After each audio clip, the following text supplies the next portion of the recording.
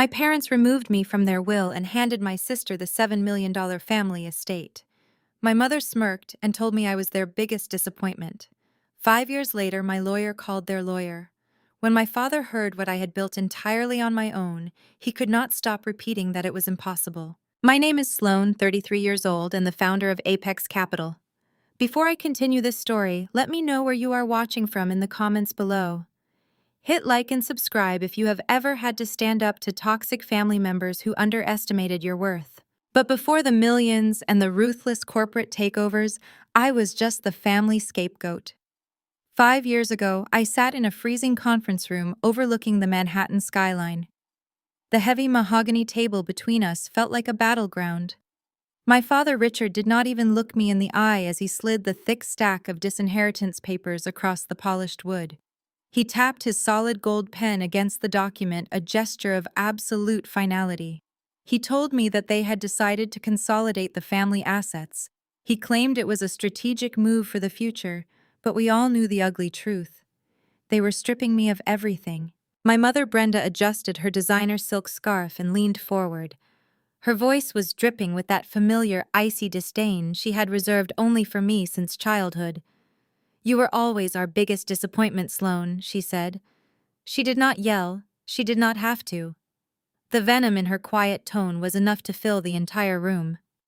She told me that I lacked the pedigree, the ambition, and the grace required to manage the family legacy. Sitting right next to her was my younger sister Vanessa, the golden child, the one who had never worked a single hard day in her life, but somehow believed she deserved the entire world. Vanessa was practically vibrating with glee. She leaned her head on the shoulder of her husband Terrence. Terrence was 34, an African-American tech entrepreneur who spoke entirely in corporate buzzwords and empty promises. He was exactly the kind of flashy, superficial son-in-law my parents adored, a man who cared more about magazine covers than profit margins. Vanessa smirked at me, running a hand through her perfectly styled hair. She bragged loudly, making sure the family lawyer heard every single word. She announced that the $7 million Hamptons estate belonged to her and Terrence now. She claimed Terrence was a business visionary who needed the massive estate to entertain venture capitalists for his revolutionary startup. She looked at my plain gray business suit and let out a small, mocking laugh. She told me I simply did not have the vision to understand high-level business. Terrence puffed out his chest, adjusting a luxury watch I knew he could not actually afford. He told me not to feel bad. He said some people are born to be industry leaders, and others are just meant to punch a clock and follow orders. He graciously offered to let me visit the guest house during the winter off-season, provided I let them know a month in advance. I looked at the four of them. My own family. They expected tears. They expected me to beg, to scream, to ask what I had done wrong to deserve this betrayal. Instead, I picked up the gold pen. I did not shed a single tear. I did not let my hand shake. I signed my name on the dotted line, officially severing myself from their toxic empire. I stood up, buttoned my jacket, and looked down at them. The room went dead silent. I told them to enjoy the house. I told them that wealth is only generational if you are actually smart enough to keep it. I looked directly into Terrence's eyes and told him that fake empires always crumble under the weight of real debt. Then I turned around and walked out the heavy oak doors, leaving them sitting in highly uncomfortable silence. I did not look back. I spent the next 5 years building my venture capital firm from the absolute ground up, acquiring distressed assets and liquidating bloated companies. I became cold. I became calculated. I became the financial predator they never saw coming. Fast forward to exactly 5 years later, the annual oceanfront charity gala in the Hamptons. The evening air was thick with the smell of sea salt and desperately expensive perfume. Crystal chandeliers hung from massive white tents pitched on the manicured lawns. Waiters in crisp white tuxedos circulated with silver trays of vintage champagne. I stood near the edge of the stone terrace, dressed in a custom-tailored emerald gown that cost more than my parents' first mortgage. I was holding a crystal flute, quietly observing the room like a hawk watching mice. It did not take long to spot them. Vanessa and Terrence were working the crowd near the massive ice sculpture. They looked frantic. I knew exactly why they were panicking. My firm had been quietly tracking Terrence and his startup for months. His tech company was bleeding cash at an unprecedented rate. His user metrics were completely fabricated, and his primary investors were threatening to pull out by the end of the quarter. He was desperate for a financial lifeline. Terrence was sweating profusely through his velvet dinner jacket, cornering an older gentleman who clearly wanted to escape the conversation. Vanessa was aggressively laughing at jokes that were not funny, her eyes darting around the room, hunting for anyone with a checkbook. She looked older, stressed visibly, carrying the heavy burden of faking a lifestyle they could no longer afford.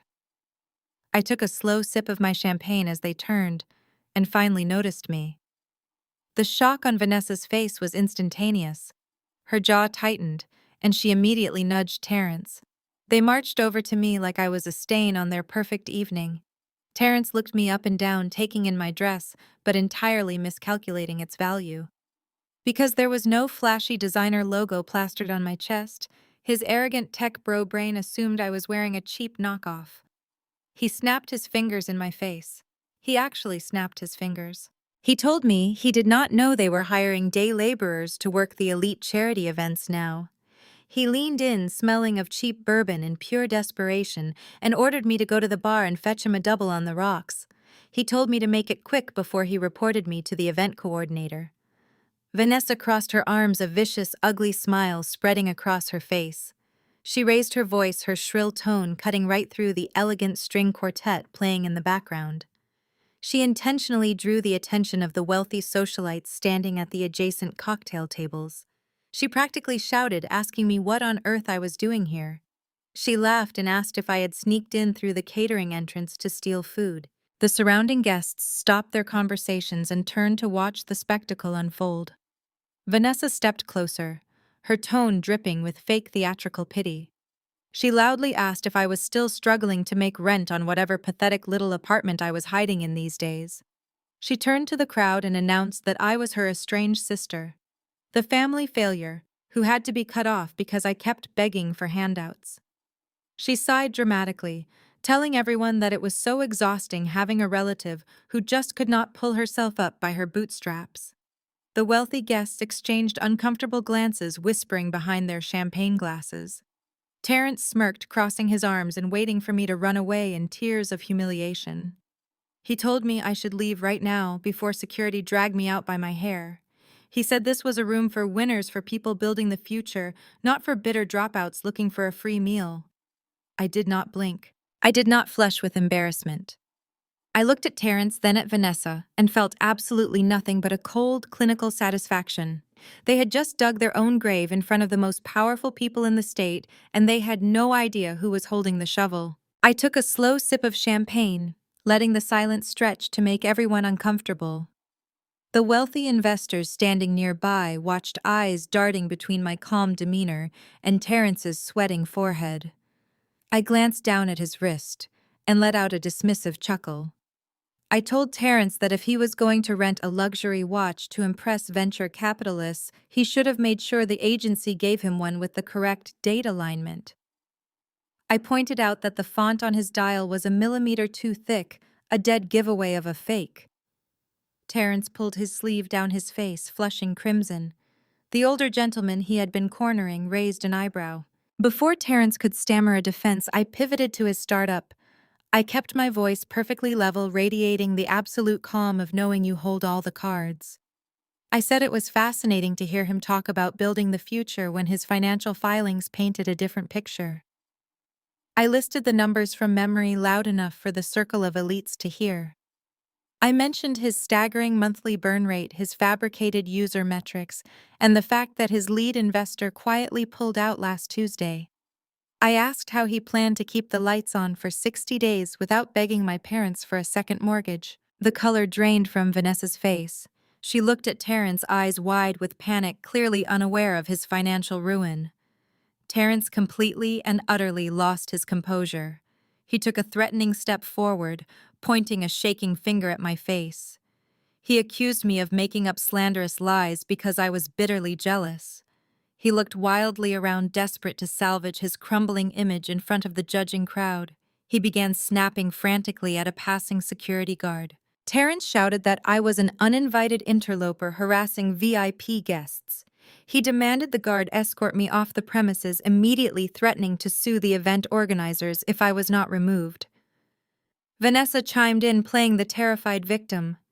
She loudly declared that I was deeply unstable and had a history of stalking their family for money. The guard stepped forward, confused. He recognized me from the VIP briefing earlier, but Terrence's aggression made him hesitate.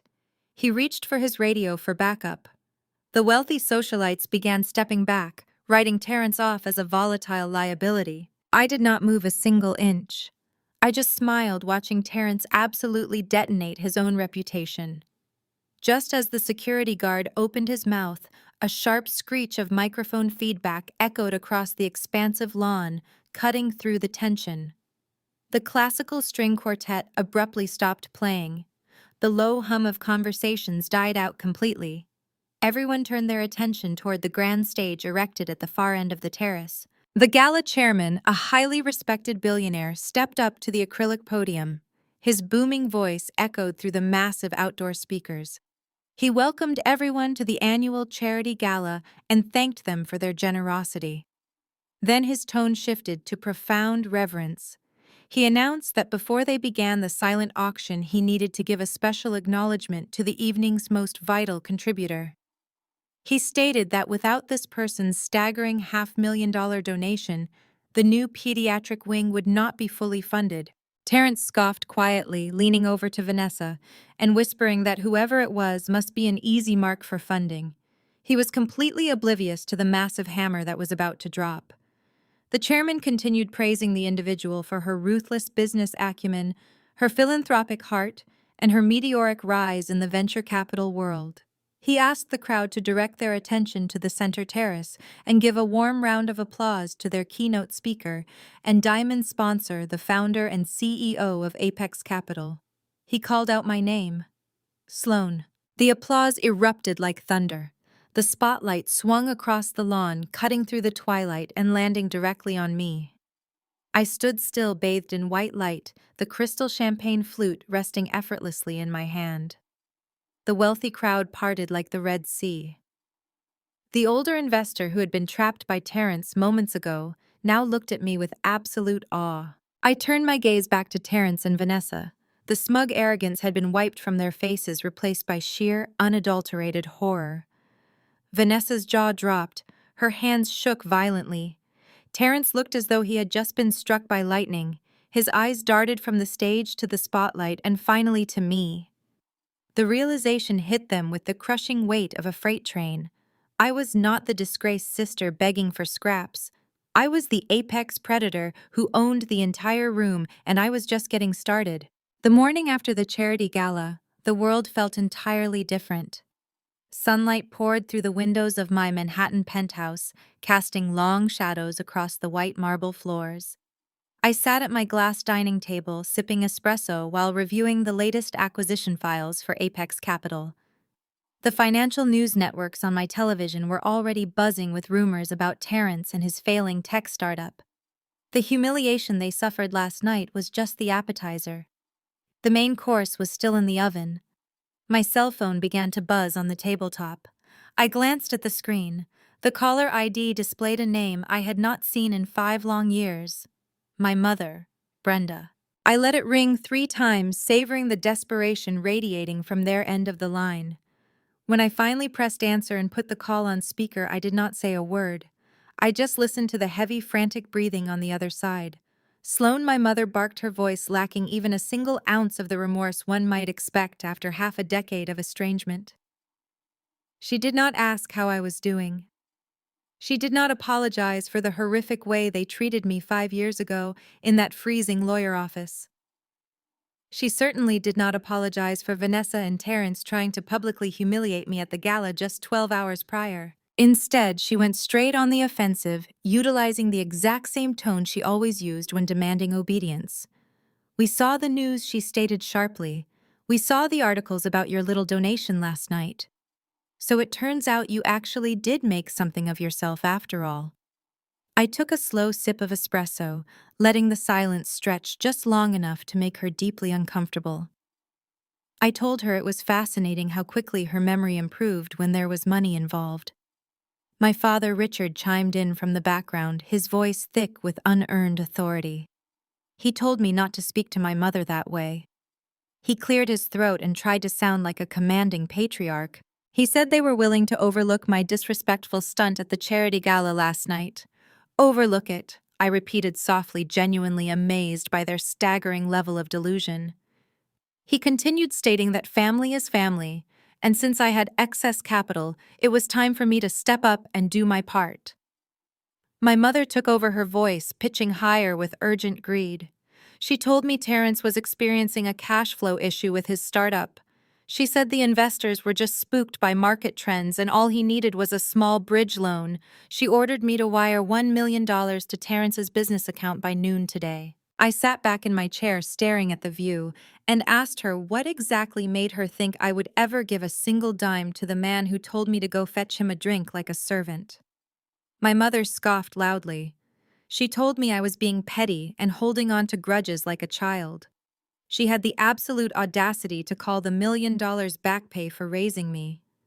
She claimed they put a roof over my head for 18 years, paid for my food, and tolerated my difficult personality, so I owed them this money as a basic return on their investment. She said if I did not wire the funds by noon, I would be proving that I was selfish. For a moment, the penthouse was completely silent, save for the soft hum of city traffic below. I thought about the sheer, unadulterated entitlement radiating from the speaker. I thought about the 5 years of silence, the disinheritance, the mockery, and the absolute lack of love. And then I started to laugh. It was not a bitter laugh or a sad laugh. It was a genuine, echoing laugh of pure amusement. My mother demanded to know what was so funny. I leaned close to the phone. I told her she was right about one thing. I was going to be exactly the disappointment she expected. I tapped the screen and hung up on her mid-sentence, cutting off her furious shouting. I took my empty espresso cup to the kitchen, feeling a deep sense of absolute control. I picked up my phone again and dialed the direct line to my lead attorney, Mr. Gallagher. He answered on the first ring. I kept my voice perfectly level, stripping away all emotion until only the cold, hard business executive remained. I told him they had taken the bait perfectly. I gave him the official order to initiate Protocol Icarus.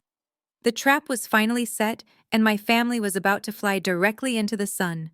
The fallout from my refusal to wire the $1 million was almost instantaneous.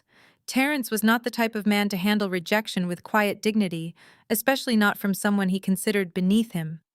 Within 48 hours of our phone call, he launched a full-scale, highly aggressive public relations war against me across multiple platforms. He started on social media, treating his failing tech startup like it was the innocent victim of a malicious corporate conspiracy. He posted a meticulously edited video on his professional networking profiles. In the video, he sat in a dimly lit office, looking directly into the camera, with an expression of manufactured exhaustion. He claimed that a predatory venture capital CEO was actively trying to sabotage his revolutionary platform out of deep-seated personal jealousy. He did not explicitly say my name in that first video, but he dropped enough obvious hints about the Hamptons charity gala to make sure everyone in our elite business circle knew exactly who he meant. By the end of the week, he escalated his increasingly desperate tactics. Terrence went on a popular business podcast aimed at young venture capitalists and tech founders. During the hour-long interview, he painted himself as a brilliant visionary, fighting against systemic institutional roadblocks. He leaned heavily into his identity, weaving a completely fabricated narrative that I was intentionally trying to crush a successful Black-owned business simply because I could not handle his rising success. He told the podcast host that I had always been bitterly jealous of his marriage to my younger sister, and that my recent refusal to provide a standard bridge loan was undeniable proof of my toxic anti-competitive mindset. The audio clip went viral across investment forums within hours. My corporate communications team started fielding relentless calls from business journalists, asking for an official comment on the allegations. My public relations director rushed into my office, urging me to release a strong statement denying the claims. She warned that Terrence was actively trying to ruin my professional reputation among progressive investors, and that letting him control the narrative was dangerous. I simply held up my hand and told my entire team to stand down. "Let him talk," I said calmly, returning my focus to my computer screen. When a man is determined to hang himself, you do not interrupt him to ask about the quality of the rope. The absolute silence from my end only emboldened my family further. Sensing that I was not going to fight back in the press, my parents decided to eagerly join the smear campaign. My father, Richard, who had previously never sent an email without his executive assistant doing it for him, suddenly figured out how to use social media perfectly. He and my mother released a joint public statement on their profiles. It was an absolute masterpiece of calculated emotional manipulation. They claimed that they were stepping away from their eldest daughter in order to protect their own mental health. They wrote long paragraphs about how incredibly painful it was for them to watch me choose corporate greed over fundamental family loyalty. They officially announced they were cutting all ties with me due to my toxic behavior and my heartless refusal to support my own brother-in-law during what they described as a minor financial transition. Vanessa shared their post immediately, adding a lengthy, dramatic caption about how she was praying for my bitter soul to finally find some peace and healing. They were practically throwing a digital parade celebrating what they truly believed was my ultimate public humiliation. They thought they were winning the war. They thought my silence was concrete proof that I was scrambling in fear, hiding from the online backlash, and deeply regretting my firm decision to cut them off without a single dime. They could not have been more wrong. While my family was busy performing for strangers on the internet, I was sitting in my secure, climate-controlled glass office, overlooking Wall Street, doing exactly what I do best. I was looking at the actual numbers. Spread across my 3 oversized monitors were the complete unredacted financial records of Terrence's company. My senior analysts had quietly dug past the completely fabricated user metrics he showed to his potential investors and found the rotting core of his entire operation. I slowly scrolled through page after page of massive hidden business debts. Terrence was not just bleeding operational cash. He owed millions of dollars to ruthless high-interest shadow lenders, and the strict maturity dates on those loans were rapidly approaching. Terrence was rapidly drowning in an absolute ocean of insurmountable debt, and he had absolutely no idea that I was the one quietly buying up every single financial lifeline he had left. By Friday evening, the illusion of Terrence's success was crumbling so rapidly that he had no choice but to call an emergency family meeting. He stood in the center of my father's opulent mahogany study at the Hamptons estate, pacing back and forth across the Persian rug. The room was practically a shrine to unearned wealth lined with leather-bound books my father had never actually read, and antique globes he had bought simply to look sophisticated. Terrence looked terrible. His usually perfectly tailored suit was wrinkled, and the confident tech entrepreneur facade had been completely stripped away, leaving behind a desperate sweating man who was out of time. He poured himself a glass of scotch with trembling hands and delivered his pitch. He told my parents that his company was on the absolute verge of a multi-million-dollar acquisition by a massive tech conglomerate. He claimed the deal was entirely finalized, but due to a malicious banking error and aggressive market shorts, he was facing a temporary liquidity freeze. He said he needed cash immediately to cover payroll and essential operating debts to keep the lights on until the acquisition closed. My father, Richard, sat behind his massive desk, his face pale. He asked Terrence why he could not just go to a traditional bank. Terrence let out a harsh, patronizing laugh, wiping sweat from his forehead. He claimed traditional banks were run by dinosaurs who did not understand the rapid pace of the modern tech sector. He said they took months to approve anything. Instead, Terrence revealed he had found an exclusive, highly aggressive private hedge fund willing to wire him the exact amount he needed within 24 hours. It was a massive high-interest bridge loan designed for visionary founders in exactly his position. There was just one minor catch. The shadow lender required hard collateral to secure the loan. Terrence looked directly at my father and asked him to put up the $7 million Hamptons estate as the guarantee. The silence in the study was deafening. Richard physically recoiled in his leather chair. For all his posturing and financial arrogance, my father was a deeply risk-averse man when it came to his own toys. The Hamptons estate was his crown jewel. It was the absolute center of his social identity among the East Coast elite. He stammered, shaking his head, telling Terrence that risking the family home was entirely out of the question. He pointed out that if anything went wrong with this supposed acquisition, the lender could legally seize the property. For a brief shining moment, it looked like my father might actually possess a spine. He told Terrence to figure it out on his own, or downsize his company. That was when Vanessa stepped in. My sister had been sitting quietly on the velvet sofa, twisting her diamond rings, but seeing my father hesitate triggered her completely manufactured tears. She stood up, her voice trembling with perfectly rehearsed emotion. She did not use financial logic to convince him. She used the only weapon she knew would absolutely paralyze my parents. She used me. Vanessa walked over to the desk and placed her hands over my father's shaking fingers. She asked him if he really wanted to sit back and let Sloan win. She painted a vivid, agonizing picture for them.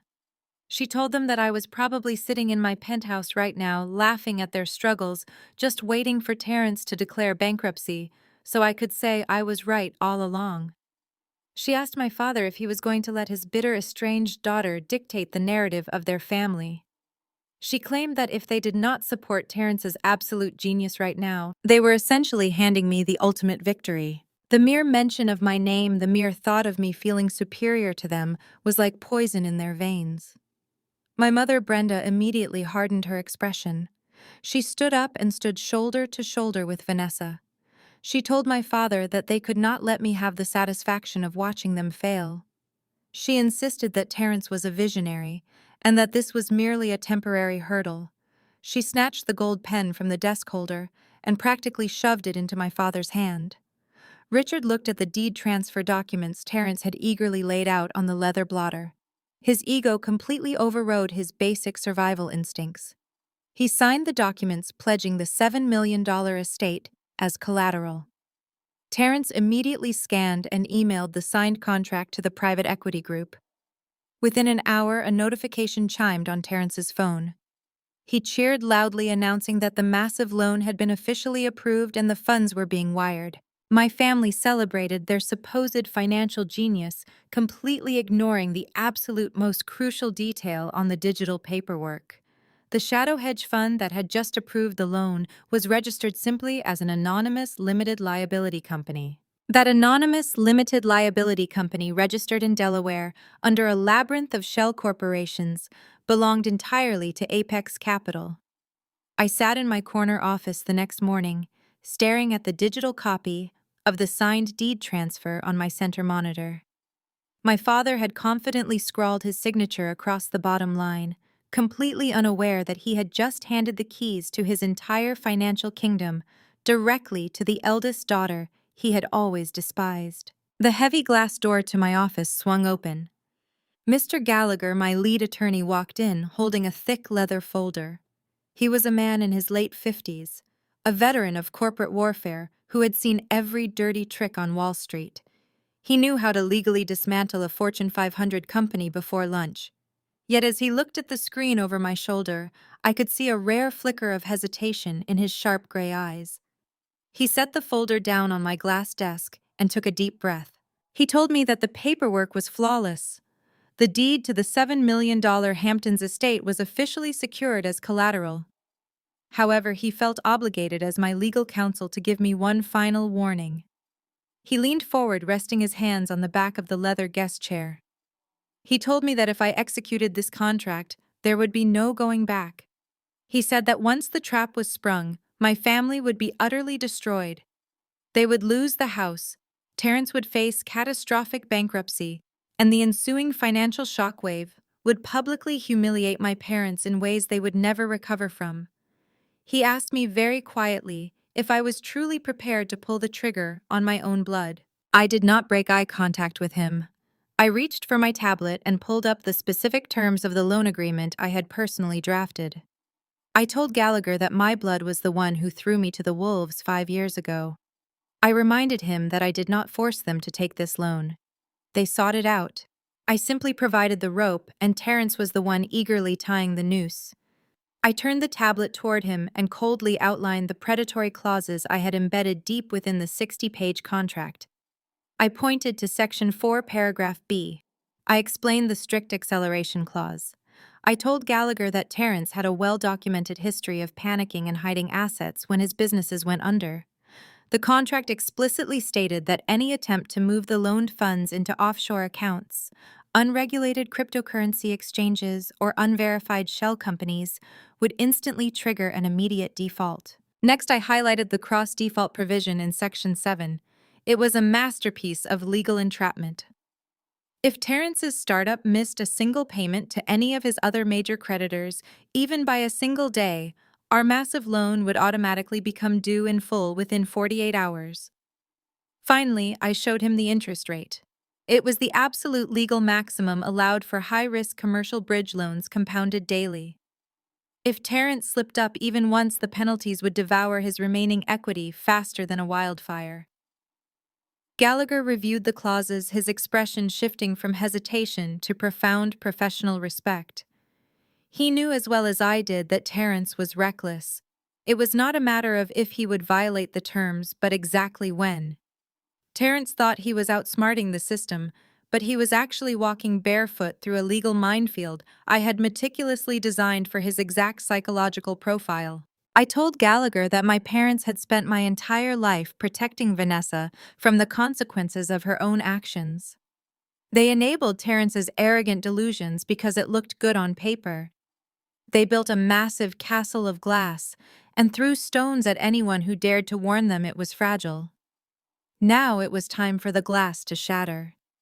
Gallagher nodded slowly, accepting my final decision. He stepped back from the desk, adjusting his suit jacket, and gave me a slight grim smile.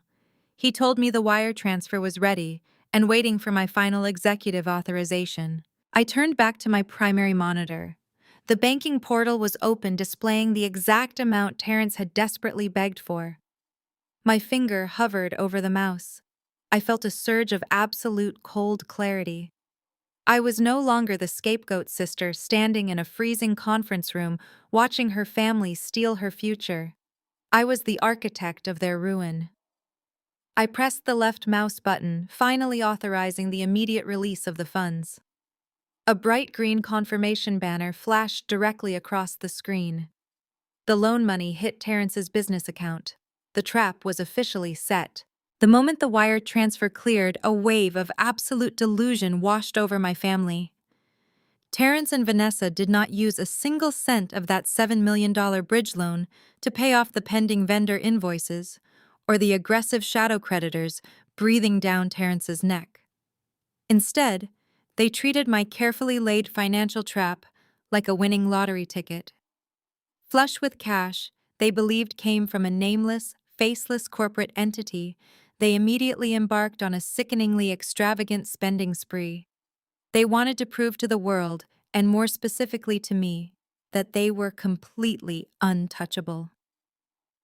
By Tuesday afternoon, my social media feeds were flooded with their aggressive digital gloating. Vanessa posted a highly produced video of Terrence surprising her in the driveway of the Hamptons estate. He had purchased 2 matching custom-ordered Italian sports cars, completely paid for in cash. Vanessa leaned against the hood of her new convertible, holding a massive bouquet of imported roses, and stared directly into the camera lens. She posted a caption thanking her brilliant husband for providing a life of endless luxury. She then specifically tagged my professional business account at the very bottom of the post. She added a hashtag stating that some people build real empires, while others just build resentment. It was a pathetic, transparent attempt to provoke a reaction from me. They were practically begging me to feel jealous of the wealth they had essentially just stolen from their own future. But their digital performance was not enough. To truly cement their fake victory, they decided to throw an impromptu, incredibly lavish party at the Hamptons estate that weekend. They called it a celebration of visionary success, inviting the same elite socialites and venture capitalists who had witnessed their absolute humiliation at the charity gala just a few days prior. I did not have to attend the party to know exactly how it was going down. Vanessa made absolutely sure the entire event was live-streamed on her social media channels. From the quiet sanctuary of my corporate office, I watched my family completely unravel their own dignity on high-definition video. They hired a massive catering team, a private celebrity DJ, and imported thousands of dollars worth of rare champagne. But the most revealing part of the broadcast was not the ridiculous displays of wealth. It was how they treated the people serving them. I watched Terrence loudly snap his fingers at an older waiter berating the man in front of a group of potential investors because his cocktail lacked the correct type of artisan ice. He puffed out his chest and delivered a loud, arrogant speech about how true generational wealth requires demanding absolute perfection from the help. Vanessa was no better. She paraded around the poolside patio in a designer gown, loudly complaining that the florists had used the wrong shade of white lilies. She actually threatened to destroy the small business owner's reputation over a minor floral arrangement, laughing with her wealthy friends about how poor people just do not understand high standards. They were drunk on stolen money and unearned power. My parents, Richard and Brenda, were prominently featured in the background of the video, clinking crystal glasses and soaking up the artificial admiration of their peers. They genuinely believed Terrence had single-handedly saved the family legacy. They looked completely relaxed, oblivious to the fact that they were dancing on the absolute edge of a financial cliff. Terrence grabbed a microphone and stood by the glowing swimming pool. He gave a rambling, arrogant toast to his own genius, claiming that his tech company was about to revolutionize the global market. He looked directly into a guest's camera phone and stated that anyone who doubted him was about to be left entirely in the dust. He was literally bragging about the financial rope I had just wrapped tightly around his neck. I sat at my glass desk in Manhattan, the office completely dark, except for the glow of my 3 computer monitors. On the left screen, the live stream of their pathetic gloating party played in full screen. On the right screen, the back-end terminal for Apex Capital's asset management system was open and fully authenticated. Terrence had already violated 3 core clauses of the loan agreement by purchasing those sports cars and failing to pay his primary creditors. The automated system had flagged the massive breaches. A large aggressive red prompt was steadily flashing on my terminal screen. It required a single manual confirmation to execute the penalty clauses. I rested my hand heavily on the mouse. I calmly watched Terrence laugh loudly and raise his expensive glass to the cheering crowd on the live stream. I slowly moved my cursor directly over the red command button labeled Freeze Assets. I did not click the button. Not yet. Freezing his assets during a drunken pool party would have been incredibly easy, but it lacked the absolute finality I wanted. I wanted to see the exact moment his entire professional world collapsed, and I knew the perfect stage was already set for the very next morning. Terrence had a massive live tech demonstration scheduled in the financial district of Manhattan. It was his final desperate attempt to secure the Series B funding he desperately needed to pretend his company was actually viable. He had invited the most ruthless, deep-pocketed venture capitalists in the city. If I froze his accounts the night before, he could have played the victim, blaming a mysterious banking error for canceling the presentation. I needed him to step onto that stage and expose himself as a total fraud in front of the entire industry. I pulled my hand away from the mouse, turned off my monitors, and went home to get a good night of sleep. The demonstration took place in a sleek rented auditorium with floor-to-ceiling windows overlooking the skyline. I did not attend in person, but I watched a secure, high-definition private feed of the event, provided by a junior analyst I had sent to sit in the back row. Terrence walked onto the brightly lit stage wearing a black turtleneck, desperately trying to channel the aura of a legendary tech visionary. He paced the stage, speaking with unearned confidence about his revolutionary artificial intelligence platform that was supposed to completely disrupt global logistics management. The audience was packed with heavy-hitting investors, many of whom were already highly skeptical after his humiliating performance at the charity gala. Vanessa sat in the very front row wearing oversized dark sunglasses and a pristine white designer suit, clapping aggressively at every dramatic pause her husband made. Terrence smiled smugly, completely convinced he was about to secure millions of dollars in fresh capital. He turned to the massive digital screen behind him to run the live simulation. He confidently tapped the screen of his tablet to initiate the software sequence. The screen buffered. A loading icon spun endlessly in the center of the display.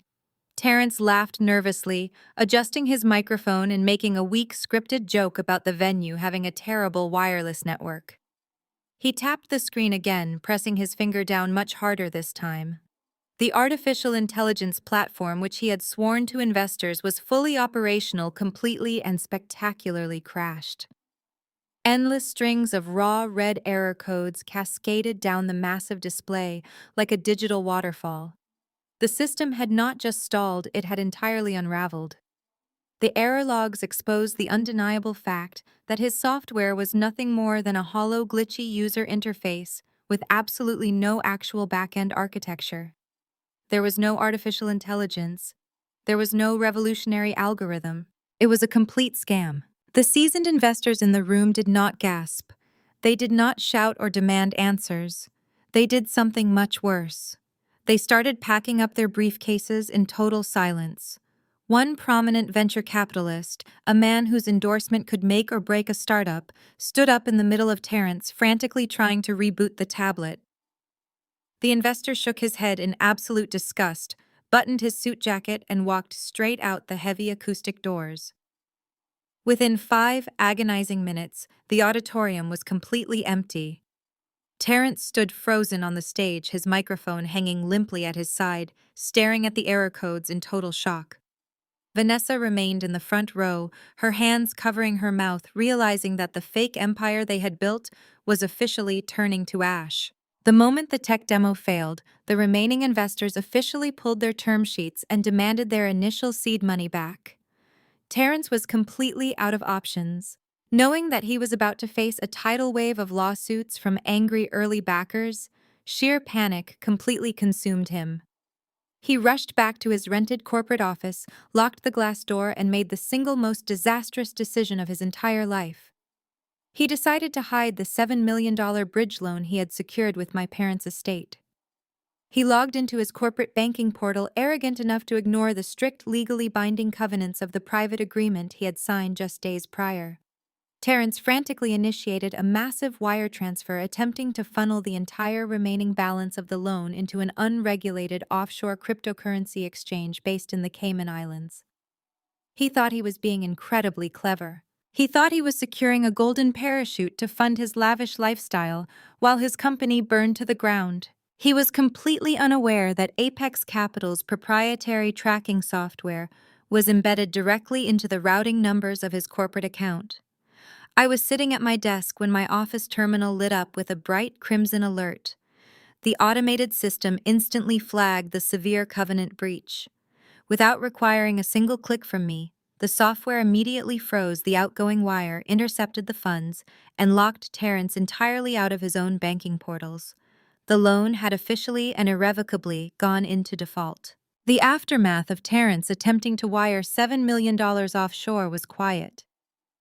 I sat back in my leather chair, staring at the bright crimson alert on my terminal. He had actually done it. He had walked past every warning sign and stepped directly onto the landmine. I picked up my office phone and pressed the speed dial for my legal department. Gallagher answered immediately, completely unsurprised by the late afternoon call. I told him our tech visionary had just attempted to funnel the bridge loan into the Cayman Islands. Gallagher let out a dry, raspy chuckle. He calmly asked if I wanted to initiate the standard recovery protocol. I told him I did not want the standard protocol. I wanted the accelerated, absolute maximum penalty procedure. I instructed him to draft the official notice of default and bring it to my desk. Soon Gallagher walked in carrying a manila folder. He placed the crisp white document directly in front of me. This was not a standard warning letter. It was a financial death warrant. The core message was brutally simple. Terrence had committed a catastrophic breach of covenant. The document outlined exactly how his attempt to move funds to an unregulated offshore entity violated Section 4, Paragraph B of his signed agreement. Because of this deliberate breach, the cross-default provision was fully activated. I picked up my favorite heavy silver pen. I did not hesitate for a fraction of a second. I pressed the pen to paper and signed my name in sharp strokes. With that single signature, the trap snapped completely shut. The terms of the default were completely merciless, exactly as I had designed them. The automated system immediately generated a certified digital notice and dispatched it directly to Terrence's personal and business email accounts. The email stated that due to his fraudulent activity, the entire loan balance was now due in full. Furthermore, the maximum penalty interest had been retroactively applied to the principal amount. Terrence was given exactly 48 hours to wire the entire sum, plus the exorbitant penalty fees back to Apex Capital. The notice ended with a bold, legally binding ultimatum. If the funds were not received by the deadline, Apex Capital would immediately seize the collateral. The $7 million Hamptons estate, the very crown jewel of my parents' entirely manufactured social identity, would be stripped from them. While I sat in my quiet, climate-controlled office enjoying a fresh cup of tea, Terrence was experiencing a very different reality. According to the tracking software embedded in the certified email, the notice of default landed in his primary inbox at exactly 4:15 in the afternoon. He was sitting in the Hamptons estate living room, drinking heavily, and trying to figure out how to explain his catastrophic failure to my parents. Vanessa was sitting on the velvet sofa across from him, aggressively scrolling through her social media feeds to delete the incoming flood of negative comments from angry investors. Terrence heard his phone chime. He pulled it out of his pocket, his eyes bloodshot and frantic. He slowly opened the email from Apex Capital. He stared at the screen, reading the terrifying words outlining his immediate financial ruin. 48 hours, $7 million. Immediate seizure of the estate. Any rational human being would have panicked. Any normal person would have immediately called a lawyer, confessed to my parents, or tried to negotiate a surrender. But Terrence was not a rational human being. His entire identity was built on an incredibly fragile foundation of absolute arrogance and delusion. He could simply not process the reality that he had been outsmarted and cornered. He read the email a second time, his brain frantically working to protect his massive ego. He scoffed loudly, shaking his head. Vanessa looked up from her phone, her brow furrowed in annoyance. She asked him what was wrong. Terrence let out a dismissive, arrogant laugh. He waved his hand in the air, pretending to be completely unbothered. He told her it was absolutely nothing to worry about. He claimed it was just a stupid automated spam message from the low-level bank that had processed their loan. He confidently stated that some pathetic mid-level clerk had probably pressed the wrong button and triggered a fake security alert. He told Vanessa that he would call the customer service department on Monday and have the clerk fired for the inconvenience. He did not call his lawyer. He did not check his frozen bank accounts. Instead, Terrence pressed the trash icon on his screen and permanently deleted the notice of default. He poured himself another glass of scotch, completely blinding himself to the massive wrecking ball swinging directly toward his head. The 48-hour countdown had officially begun. Exactly 48 hours later, the silent digital countdown expired. I gave Gallagher the green light to dispatch the physical documents. I wanted the delivery to be as humiliating as legally possible.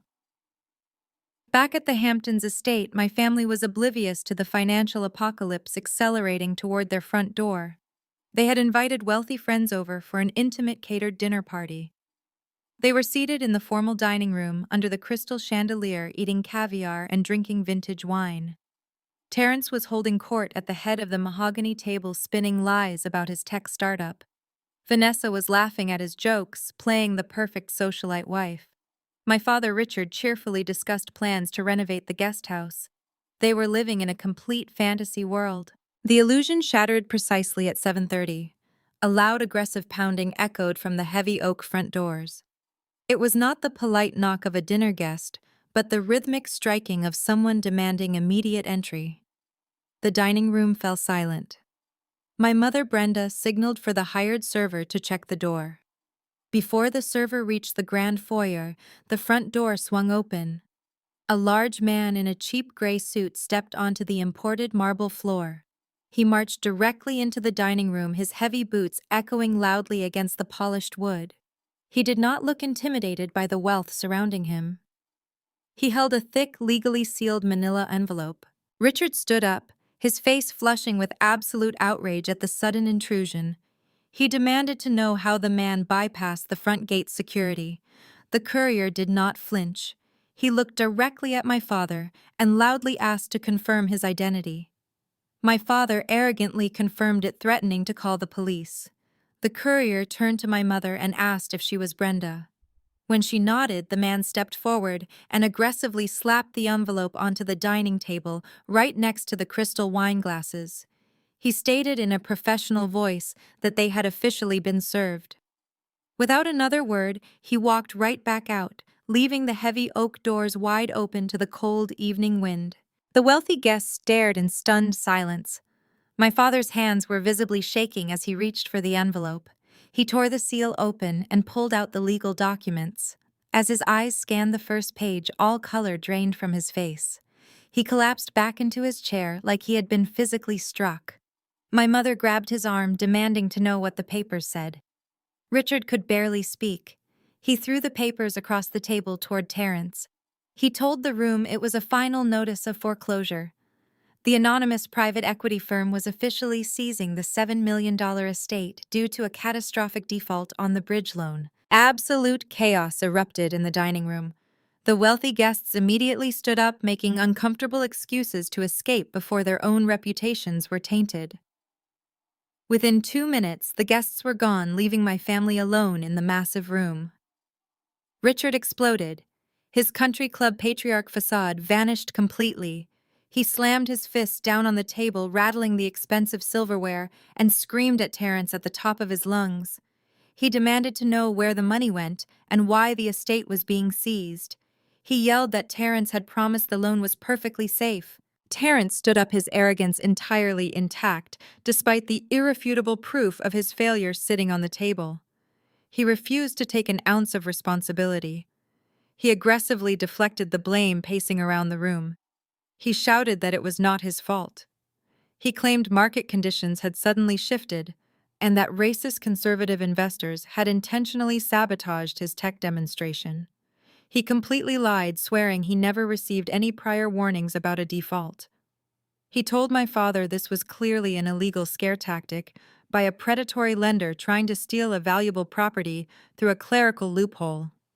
Vanessa began to cry loudly, begging Terence to fix it before they were thrown out into the street. Terence puffed out his chest, desperate to regain control and save his fragile ego. He snatched the foreclosure papers off the table and scanned the letterhead. He told my parents to calm down, promising he was going to handle it immediately. He grabbed his cell phone from his pocket, aggressively punching in the direct contact number listed at the top of the notice. It was the direct line to Apex Capital. He put the phone on speaker for the entire room to hear. He loudly announced that he was going to demand to speak to the CEO right this second, and if they did not reverse this illegal foreclosure, he was going to sue them completely into the ground. The dial tone echoed sharply across the silent dining room, amplified by the speakerphone. Terence stood at the head of the table, his chest puffed out, radiating a desperate, toxic bravado. My parents and Vanessa watched him with bated breath, foolishly believing he was about to exert his dominance over a simple banking error. Miles away in my Manhattan office, a small red light illuminated on my private desk console. It was Gallagher. He buzzed my intercom and informed me that our target was officially on the line with the Specialized Accounts Division. I leaned back in my leather chair and pressed the button to tap into the active call on a muted line. I wanted to hear every single second of his unraveling. A calm, highly trained senior account manager named David answered the call with a professional greeting. Before David could even finish stating the name of the firm, Terence unleashed a tidal wave of sheer, unadulterated verbal abuse. He screamed into the phone, demanding to know which pathetic, incompetent clerk was responsible for sending a fake foreclosure notice to his family estate. He told David that he was a connected tech visionary, and this error was going to cost David his job. Terrence did not stop there. He paced around the mahogany dining table, his voice growing louder with every passing second. He used vile, degrading language, calling my employees uneducated bottom feeders who were simply jealous of his massive success. He threatened to call his elite legal team and sue Apex Capital into total bankruptcy by Monday morning. He demanded to be transferred to the chief executive, immediately shouting that he refused to speak with a desk jockey. Through the muted line, I listened to his pathetic performance.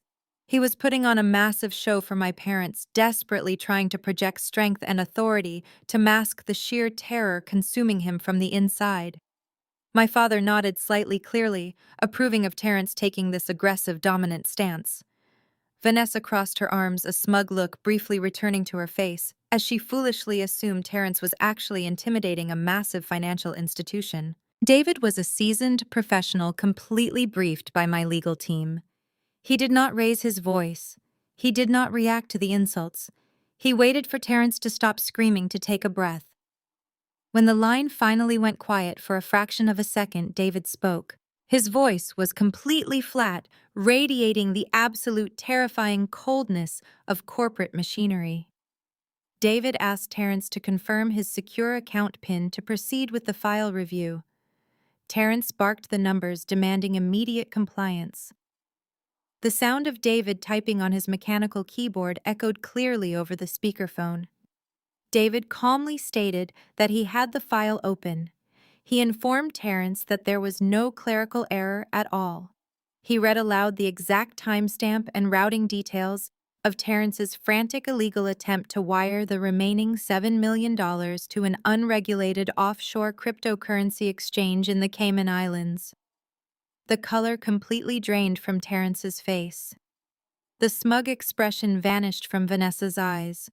My father stared at Terrence in sheer disbelief, finally realizing the catastrophic scale of the terrible lie he had been sold.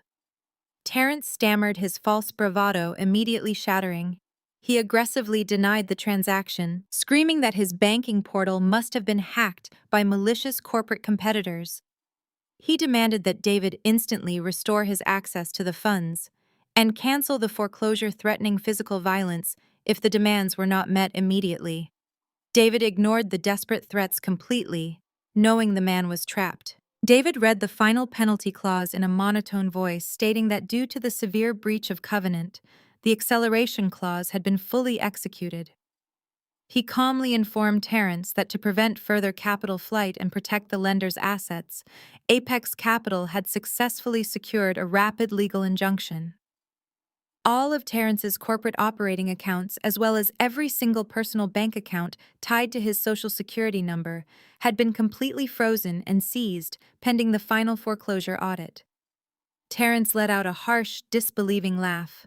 He yelled into the phone that David was a liar. He claimed he had millions of dollars in liquid assets sitting in his checking account, untouchable by any private equity firm. He snatched his expensive digital tablet off the table, his fingers shaking violently as he opened his banking application to prove David wrong. The facial recognition scanned his sweating face. The application buffered for 3 agonizing seconds. The screen loaded, projecting a bright, undeniable display for my parents and Vanessa to see. Terrence stared at the screen, his mouth falling open in silent horror. His available balance was exactly 0. He was officially and entirely broke, with nowhere to run. The weekend passed in a blur of sheer panic and frantic phone calls.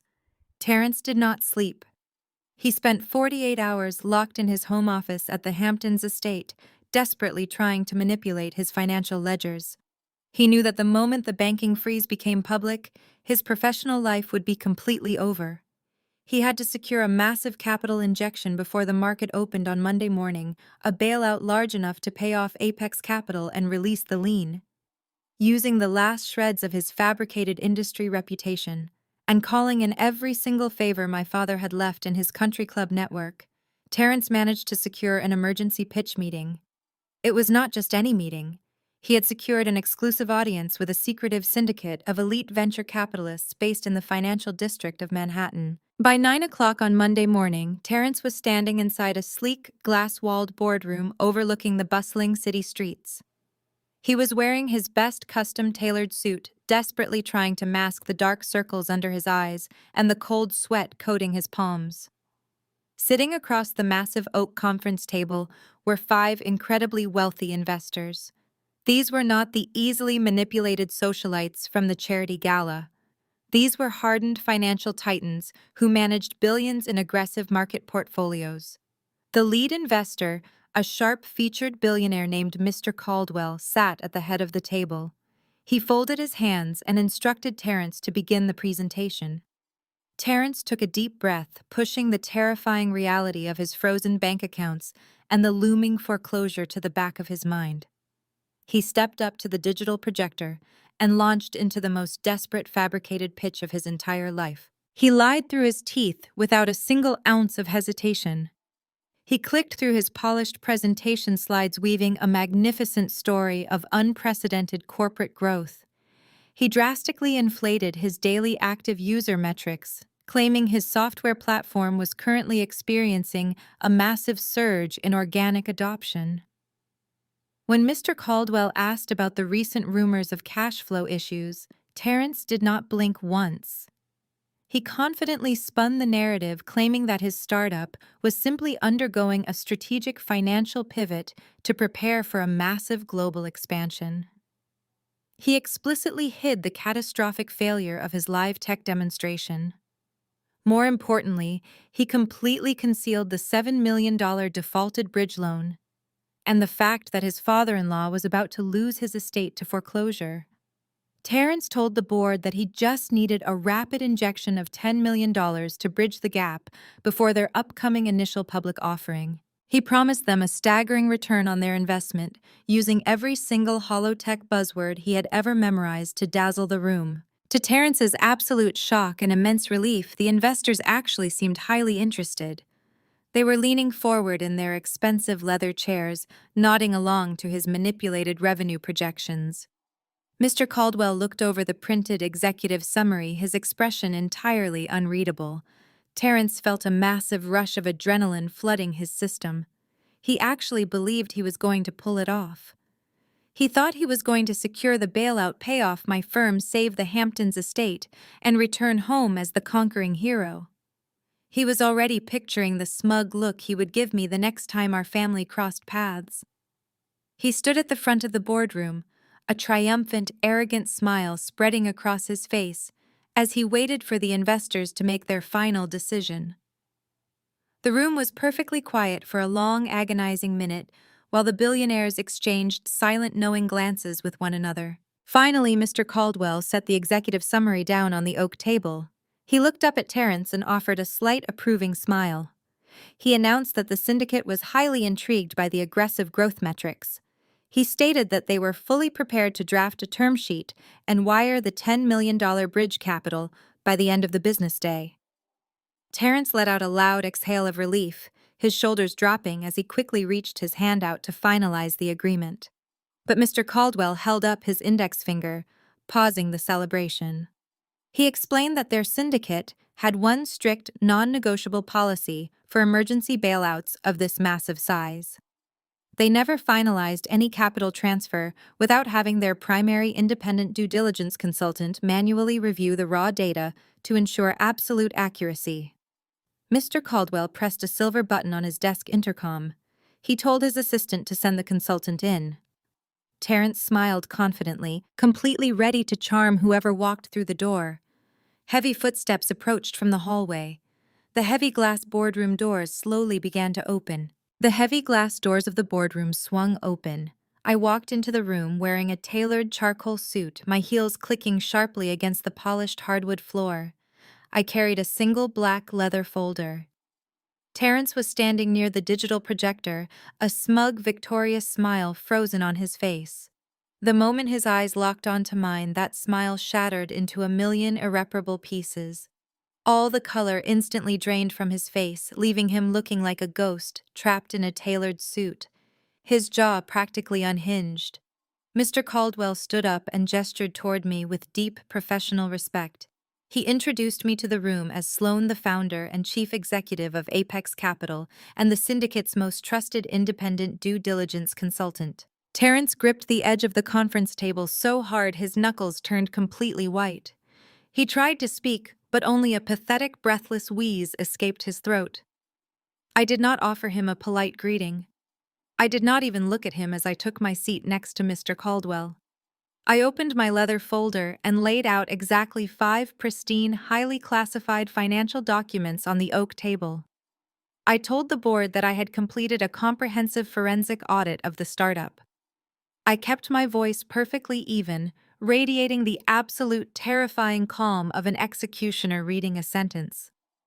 I stated that the executive summary presented to them today was an utter work of fiction. Mr. Caldwell leaned forward, his eyes narrowing. I pulled out the first document and slid it across the table. I explained that the user metrics Terrence boasted about were entirely fabricated by a click farm based out of Eastern Europe. I told the billionaires about the disastrous tech demonstration that had taken place just days prior, detailing how the supposed revolutionary artificial intelligence software completely crashed because it possessed absolutely no back-end architecture. I watched the investors exchange dark, furious glances. Terrence finally found his voice, stepping forward and aggressively pointing his finger at me. He shouted that I was lying. He claimed I was a bitter, estranged family member trying to ruin his life out of pure jealousy. He begged Mr. Caldwell not to listen to a single word I said. I ignored his desperate outburst entirely and slid the second document to the center of the table. I told the board that the fabricated software was the least of their concerns. I informed them that exactly 1 week ago, Terrence secured a $7 million high-risk commercial bridge loan from my firm Apex Capital. I explained that he used his father-in-law's Hamptons estate as collateral without disclosing the massive operational debts he was currently hiding. The room grew incredibly tense. Mr. Caldwell asked if the loan was still active. I looked directly into Terrence's panicked eyes and smiled coldly. I told the syndicate that the loan was currently in catastrophic default. I pulled out the banking logs and placed them directly in front of Mr. Caldwell. I detailed how immediately after his tech demonstration failed, Terrence attempted to illegally wire the entire remaining balance of the bridge loan into an unregulated offshore cryptocurrency exchange in the Cayman Islands. I explained that this deliberate act of embezzlement triggered a severe covenant breach, resulting in a total asset freeze. I informed the billionaires that Terrence currently had exactly $0 in liquid capital and could not even afford to pay for the expensive catered coffee sitting in the corner of this very boardroom. Terrence began to sweat profusely, his eyes darting frantically around the room, looking for an exit. He stammered, attempting to formulate a cohesive lie about the offshore accounts, but his words stumbled over each other. I did not let him breathe. I dropped the final devastating piece of paper onto the mahogany table. It was the official notice of foreclosure. I announced that due to the severe financial fraud, Apex Capital had officially seized the $7 million estate he used as collateral. I looked at the 5 investors and told them that if they wired $10 million to this man, they would be actively funding a federal crime. The silence that followed was absolute and crushing. The billionaires did not yell. They did not ask Terrence for an explanation. Men of that caliber do not waste their breath on exposed frauds. Mr. Caldwell stood up, his face set in a mask of pure disgust. He buttoned his suit jacket, picked up his briefcase, and looked at Terrence like he was a disgusting stain on the floor. He thanked me for my thorough evaluation. Then, without saying a single word to Terrence, Mr. Caldwell walked out of the boardroom. The other 4 investors immediately followed suit, packing their documents and leaving in complete, deafening silence. Within seconds, the heavy glass doors swung shut behind them. Terrence was left standing entirely alone in the empty room, his fake empire finally reduced to ashes. In the cutthroat world of high finance, bad news travels faster than light. By the time Terrence took the elevator down to the lobby of that Manhattan office building, his professional reputation was already dead and buried. Mr. Caldwell and his syndicate did not keep my forensic audit a secret. They actively warned their peers to protect the ecosystem. Text messages, encrypted emails, and private phone calls circulated through the exclusive networks of every major venture capitalist on the East Coast within a matter of minutes. Terrence was officially blacklisted from every legitimate investment firm, bank, and private equity group in the country. Nobody would ever take his phone calls again. His employees, the few he actually had, packed up their desks and abandoned the rented office space when rumors of the fraud reached them, and their paychecks bounced that same afternoon. The tech visionary facade was completely obliterated, leaving nothing but a desperate con artist exposed to the harsh light of reality. I was back in my corner office, calmly reviewing the final foreclosure timeline, when my personal cell phone began to vibrate across the glass desk. The caller ID displayed Vanessa's name. I let it ring a few times, savoring the absolute desperation I knew was waiting on the other end before finally swiping to answer. I did not even get a chance to say a single word. Vanessa shrieked into the phone with such raw, unhinged ferocity that I actually had to pull the device away from my ear. She was completely hysterical, her voice cracking under the weight of her collapsed reality. She screamed that I was a monster, a bitter sociopathic witch who could not stand to see anyone else succeed. She blamed me entirely for Terrence having a complete mental breakdown in the driveway of the estate. According to her, he was currently sitting on the concrete floor of the garage, weeping uncontrollably and refusing to speak to anyone. Vanessa did not stop there. She threatened to drive into the city, march straight past my building security, and physically tear my hair out. She demanded that I call off the foreclosure immediately, threatening to go to the police and tell them I had illegally manipulated their loan documents to trap them. I listened to her scream for 2 solid minutes, tracking her complete descent into madness. When she finally paused to take a ragged breath, I spoke in a voice so quiet and steady it seemed to terrify her even more. I told her that Terrence ruined his own mental health the exact second he decided to commit federal wire fraud. I reminded her that they were the ones who treated me like a peasant at the charity gala and who willingly put up our parents' house to fund a fraudulent lifestyle. I advised her to spend less time making empty physical threats over the phone and more time figuring out how she was going to pack up all her designer clothes before the eviction squad arrived. Then I pressed the end call button and blocked her number entirely. While Vanessa and Terrence were completely falling apart, my parents were experiencing a very different kind of panic. For Richard and Brenda, losing the Hamptons estate was not just a massive financial blow. It was the complete destruction of their entire carefully curated identity. That house was their entry ticket into the elite social circles they worshipped. Without it, they were absolute nobodies. The terrifying thought of being publicly evicted, of having their wealthy neighbors watch them drag their belongings to the curb in disgrace, was a fate worse than death. They finally realized Terrence was a complete failure, and that Vanessa had anchored herself to a rapidly sinking ship. With exactly 24 hours left before the Apex Capital foreclosure became a matter of public record, and the authorities arrived, my parents realized they were entirely out of legal options. So, true to their toxic nature, they decided to resort to highly illegal ones. Driven by pure, unadulterated desperation to save their social standing and their bank accounts, Richard called a secret meeting with an incredibly shady real estate broker he knew from his country club days. This particular broker specialized in rapid off-market transactions for desperate clients who were willing to look the other way for a quick closing. My father explained that they needed to liquidate the $7 million estate immediately in pure cash before the weekend, but he deliberately and maliciously withheld the single most important detail. He completely hid the fact that Apex Capital held a massive defaulted lien against the property. My parents were hatching a plan to quietly sell a house they legally no longer had the right to sell, take the millions in cash, and flee to Europe before the foreclosure could be executed.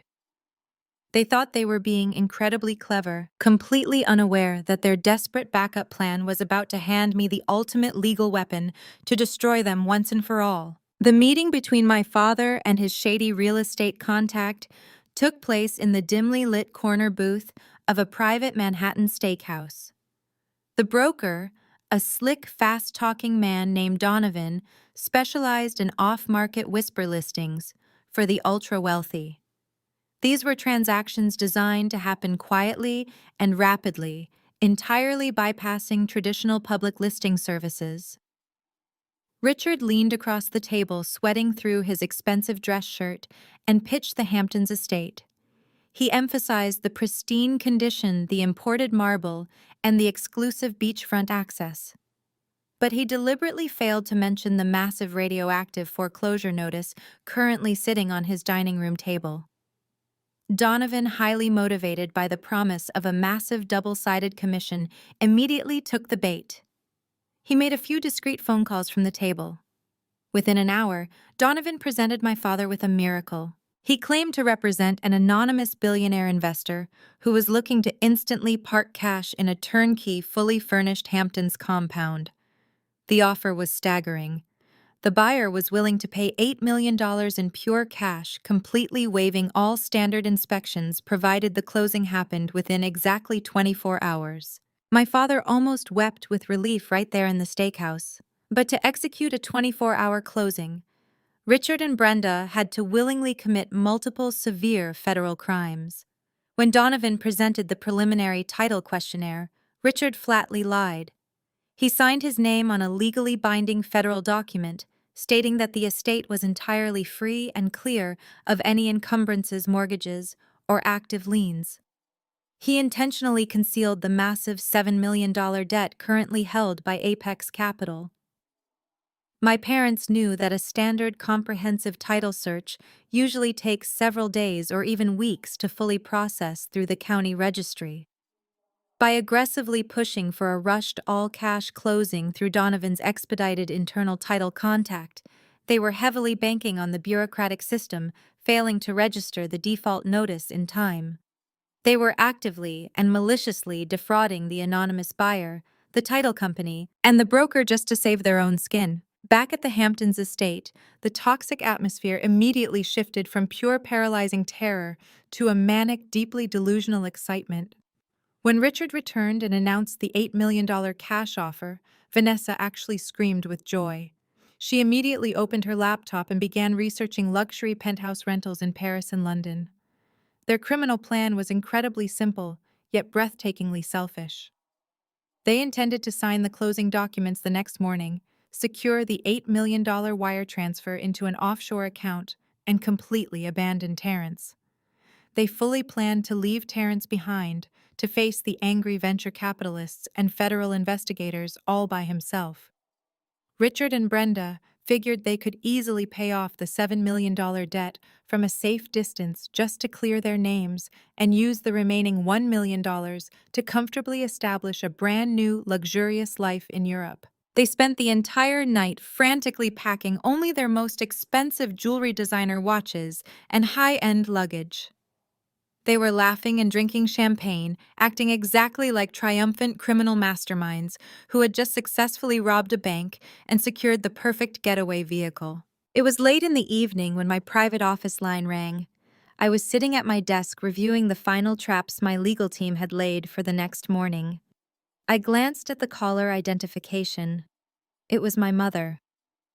I pressed the speaker button and answered the call, keeping the line completely silent. Brenda's voice echoed through the quiet office, practically vibrating with a smug, toxic victory. She did not sound like a desperate woman who was actively committing real estate fraud. She sounded exactly like the cruel, arrogant matriarch who had gleefully disinherited me 5 years ago in that freezing lawyer office.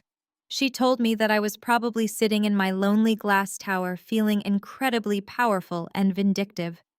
She let out a sharp, grating laugh that made my skin crawl. She told me they had easily beaten my pathetic little system. She aggressively bragged that they were selling the house tomorrow morning to an anonymous buyer for $8 million in pure cash. She proudly announced that they were taking the money, going to Europe, and leaving me holding a completely worthless piece of paper. She wanted to make sure she inflicted one final emotional wound before their grand escape. She lowered her voice to a vicious whisper. She told me that I could acquire all the money in the entire world, but I would always be the unlovable, bitter loser of our family. She slammed the phone down, cutting the connection. I sat in the silence of my office, a slow, calculated smile spreading across my face. She had no idea how perfectly she had just sealed her own fate. Before she could completely sever the connection, I spoke. I denied her the angry reaction she desperately craved. I told her that she was absolutely right. I agreed that selling the massive estate was the smartest financial decision they had ever made. The line went completely silent for a moment. Brenda was entirely thrown off balance by my calm agreement. She had called to hear me suffer, to hear me beg them not to leave with the money. Instead, I kept my tone incredibly light and pleasant. I told her Paris is beautiful in the spring and genuinely wished them a very safe flight. Then I was the one who pressed the end call button, leaving her to sit with the deeply unsettling feeling of a victory that came entirely too easily. I set my cell phone face down on the glass desk and took a deep, steadying breath. The heavy silence of my private corner office was absolute. I reached out and pulled a thick, freshly printed purchase agreement toward me. The document had been securely emailed to my legal team just an hour prior by Donovan, the shady real estate broker my father had hired. The contract was completely finalized, waiting only for the signature of the anonymous buyer to initiate the massive escrow transfer. I ran my fingers over the crisp paper, reviewing the terms. $8 million. Pure cash. All standard property inspections entirely waived to guarantee a 24-hour closing window. My parents truly believed they had found an anonymous billionaire willing to blindly hand them a fortune. They thought this mysterious savior was their golden ticket out of the catastrophic debt Terrence had accumulated. They were completely oblivious to the fact that their anonymous buyer was sitting in a penthouse office in Manhattan, holding the exact same pen she used to sign their disinheritance papers 5 years ago. The buyer listed on the contract was a highly secure blind trust registered in Delaware. I was the sole beneficiary and absolute controlling manager of that trust. I was the anonymous billionaire. By trying to outsmart me, they had walked directly into the jaws of a trap so perfectly designed it was almost poetic. I reviewed the legal implications of their desperate move. By signing the preliminary title questionnaire and intentionally hiding the $7 million defaulted lien held by Apex Capital, my father had committed felony real estate fraud. By coordinating the fraudulent sale across state lines, using encrypted emails and digital wire transfers, they had triggered federal wire fraud statutes. And because they were attempting to defraud a corporate entity that was technically a subsidiary of the very firm they owed money to, they were caught in a completely sealed loop. There was absolutely no legal loophole they could use to escape. I had built a flawless financial labyrinth, and they had sprinted directly into the center of it. I pressed the intercom button on my desk. Gallagher answered immediately, his voice sharp and alert despite the late hour. I told him the sellers had completely taken the bait and agreed to the expedited closing. I instructed him to contact Donovan and confirm that the buyer's legal representative would be present at the brokerage office first thing in the morning to hand-deliver the final cashier check. Gallagher let out a low, appreciative whistle. He asked if I wanted him to notify the authorities about the pending fraud. I told him no. I wanted to handle the execution personally. I wanted to look my father directly in the eyes when he realized the staggering magnitude of his own hubris. I instructed Gallagher to draft a highly detailed and comprehensive incident report outlining the federal violations, leave the date blank, and bring it with him to the closing tomorrow. I also told him to specifically arrange for 2 of our top-tier corporate security contractors to escort us to the meeting. Terrence was a desperate, volatile man with absolutely nothing left to lose, and I was not going to take any chances with my personal safety. Gallagher confirmed the orders and disconnected the line. I leaned back in my heavy leather executive chair, staring at the bright city lights glittering outside my window. The trap was no longer just set. It was fully armed, heavily loaded, and completely inescapable. My family thought they were walking into a lavish celebration tomorrow morning, ready to collect their stolen millions and fly away to a life of consequence-free luxury. They had absolutely no idea that they were actually walking into a carefully designed slaughterhouse, and I was the one holding the blade. The empire they stole from me was finally coming home, and I was going to make sure they paid dearly for every single brick. The sun rose over Manhattan the next morning, casting a sharp golden light against the glass skyscrapers. I was already awake, sipping black coffee and watching the city come alive from my penthouse windows. I dressed methodically. Every single piece of clothing I put on was a deliberate choice, a suit of armor for the final execution. I chose a sharply tailored charcoal blazer, a crisp white silk blouse, and a vintage steel watch. Gallagher arrived at my door precisely at 8 in the morning, accompanied by two massive corporate security contractors wearing dark suits and earpieces. We rode down the private elevator in total silence, stepping into a waiting black armored vehicle. As my driver navigated the dense morning traffic toward the luxury brokerage firm in Midtown, I pulled up the live security feed from the building lobby on my encrypted tablet. My legal team had already tapped into the building's guest registry. The trap was ready. Meanwhile, my family was putting on the performance of a lifetime. According to the accounts from the brokerage staff, Richard, Brenda, Vanessa, and Terrence arrived at the high-end real estate office exactly at 9 o'clock. They did not walk in like desperate people fleeing a catastrophic financial foreclosure. They strolled through the double-glass doors like conquering royalty. My father wore a navy blue Italian suit, his silver hair perfectly styled. My mother carried a rare crocodile leather handbag, her chin tilted up in that familiar posture of unearned superiority. Vanessa was already dressed for her international flight, wearing oversized designer sunglasses indoors and pulling a pristine white leather carry-on bag. They were entirely convinced that they had outsmarted the banking system, outsmarted the federal government, and most importantly, outsmarted me. The brokerage office was a sprawling, opulent space designed to make ultra-wealthy clients feel entirely at home. Floor-to-ceiling windows offered sweeping views of Central Park. Modern art hung on stark white walls, and a massive mahogany conference table dominated the center of the main executive boardroom. Donovan, the shady real estate broker my father had hired, practically tripped over himself to greet them. He ushered my family into the boardroom, aggressively shaking my father's hand and congratulating him on the fastest cash transaction of his entire career. Donovan gestured to a silver bucket resting on the corner of the mahogany table, pulling out a chilled bottle of incredibly expensive vintage champagne.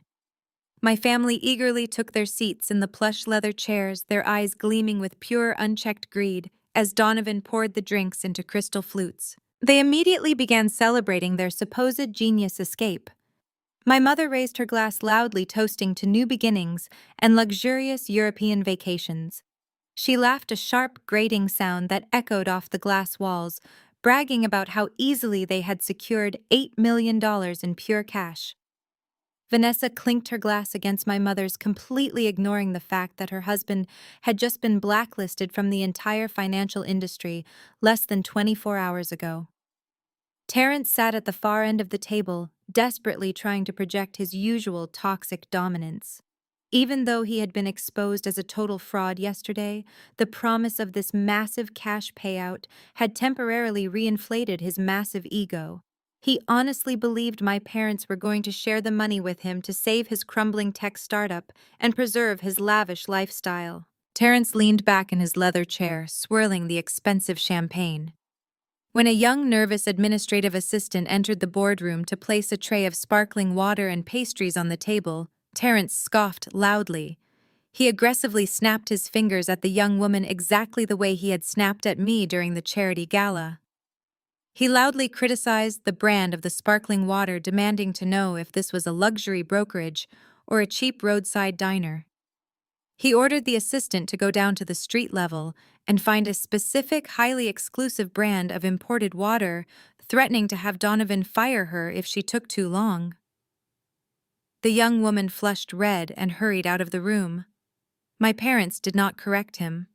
They simply smiled, indulging his repulsive behavior because they thought they were untouchable billionaires. My father finished his glass of champagne and slammed it down on the mahogany table. He looked at his gold watch, his patience wearing incredibly thin.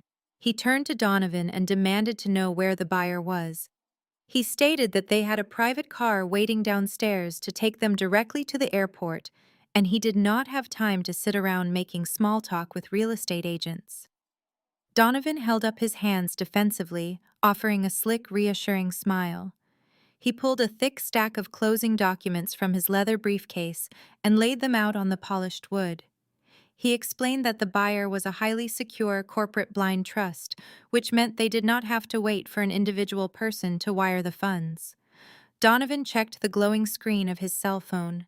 His smile widened. He looked up at my father and announced that the wait was over. He said the chief executive officer of the buyer's holding company had just entered the lobby and was coming up the private elevator with the final $8 million check. Donovan smiled and checked his luxury watch. He told them it would only be a matter of seconds before the chief executive officer stepped off the elevator. My father leaned back in his chair with a deeply satisfied sigh. My mother adjusted her diamond necklace, mentally spending the cash on a French villa. But for Terence, those passing seconds felt like an eternity suspended over a pit of fire. The arrogant bravado he displayed while degrading the assistant began to rapidly dissolve. He started tapping his shoe against the hardwood floor, betraying his mounting panic. He knew he had absolutely zero liquid capital. He knew venture capitalists were actively hunting him down, and federal investigators were digging through his frozen bank accounts. His survival depended completely on my parents executing this fraudulent transaction and handing him a massive cut. He checked his cell phone for the 5th time. The screen was completely blank. No new emails, no texts. Just the terrifying silence of a man who had been entirely cut off from the world. He wiped sweat from his forehead with the back of his hand, his eyes darting toward the heavy doors of the boardroom. He asked Donovan if the buyer had explicitly confirmed they brought the cashier check. Donovan laughed an oily, reassuring sound, promising that high-level corporate trusts do not waste time with empty promises. Terence could not sit still. The crushing weight of impending financial ruin made the boardroom feel like a shrinking cell. He abruptly stood up from his leather chair, muttering something about checking the street traffic, and paced to the far glass window. He stood with his back turned to the table, staring blindly down at the tiny cars moving along the avenues of Central Park. The moment Terence was out of earshot, the true, ruthless nature of my family finally revealed itself. There is absolutely no loyalty among thieves, and my parents were the absolute kings of self-preservation. Richard leaned across the polished mahogany table, closing the distance between himself, my mother, and Vanessa. He kept his voice low, a harsh whisper designed to completely bypass the man standing just 20 feet away. Richard told Brenda that as soon as the wire transfer cleared into their offshore holding account, they needed to completely sever all financial ties with Terence. My mother nodded eagerly, her eyes gleaming with cold calculation. She whispered that Terence was a sinking ship and a complete public relations nightmare. She explicitly stated that they were not going to waste a single cent of their escape fund trying to bail out a failed tech startup. Richard laid out the final details of their despicable plan. He explained that they would use a proxy lawyer to quietly pay off the $7 million defaulted lien held by Apex Capital once they were safely established in Europe. That would clear their names of the federal real estate fraud. As for the remaining $1 million, he firmly stated it belonged entirely to them. Vanessa leaned in closer, clutching her white leather carry-on bag. Instead of defending the husband she had sworn to love and support, she completely agreed with her parents. She whispered that Terence had humiliated her in front of the entire Hampton social elite by failing his tech demonstration. She said she could easily find a much wealthier, far more successful husband in London or Paris. They were actively conspiring to abandon Terence to the federal authorities and the furious venture capitalists without leaving him a single dollar for legal defense. They were going to let him take the absolute full force of the fallout while they drank fine wine on a different continent. It was a stunning display of absolute moral bankruptcy. Terrence remained facing the window, completely oblivious to the fact that his own wife and her parents had just signed his financial death warrant right behind his back. The grandfather clock in the corner of the brokerage office ticked loudly, marking the passage of time with heavy rhythmic strikes. The tension in the room was pulled incredibly tight, ready to snap at the slightest pressure. Terrence finally turned away from the window, his face pale and slick with nervous sweat. He opened his mouth to ask Donovan another frantic question about the buyer. But before the words could leave his throat, a sharp, distinct chime echoed through the silent luxury office. It was the sound of the private elevator arriving at the executive floor. The murmur of the reception desk stopped. Complete silence fell over the boardroom. Then the rhythmic sound of heavy, deliberate footsteps began to echo down the long marble hallway. The heavy steps were not hurried. They were measured, confident, and utterly relentless, moving directly toward the glass boardroom doors. The heavy boardroom doors swung open. I stepped over the threshold, immediately breaking the suffocating tension in the room with absolute authority. I wore the charcoal blazer and crisp white silk blouse I had chosen specifically for this moment, my heels striking the hardwood floor like a gavel slamming down on a judge's desk. Flanking me were two massive corporate security contractors. I had hired their dark suits and earpieces, instantly changing the atmosphere from a luxurious celebration to a highly controlled hostile takeover. Mr. Gallagher walked closely behind me, carrying a single black leather briefcase. The reaction from my family was instantaneous and incredibly satisfying. The smug, celebratory smiles vanished from their faces as if they had been physically struck. Donovan, the shady real estate broker, stood up with a highly confused expression. He looked past me into the hallway, still foolishly expecting an anonymous billionaire to walk through the doors. My father, Richard, was the first to actually break the stunned silence. His face flushed a violent shade of crimson, a potent mixture of absolute outrage and deep, unexplainable fear. He slammed his hand down on the mahogany table, causing the crystal champagne flutes to rattle against the wood. He demanded to know exactly what I was doing there. He pointed a shaking finger at me and shouted that this was a private, highly confidential business meeting.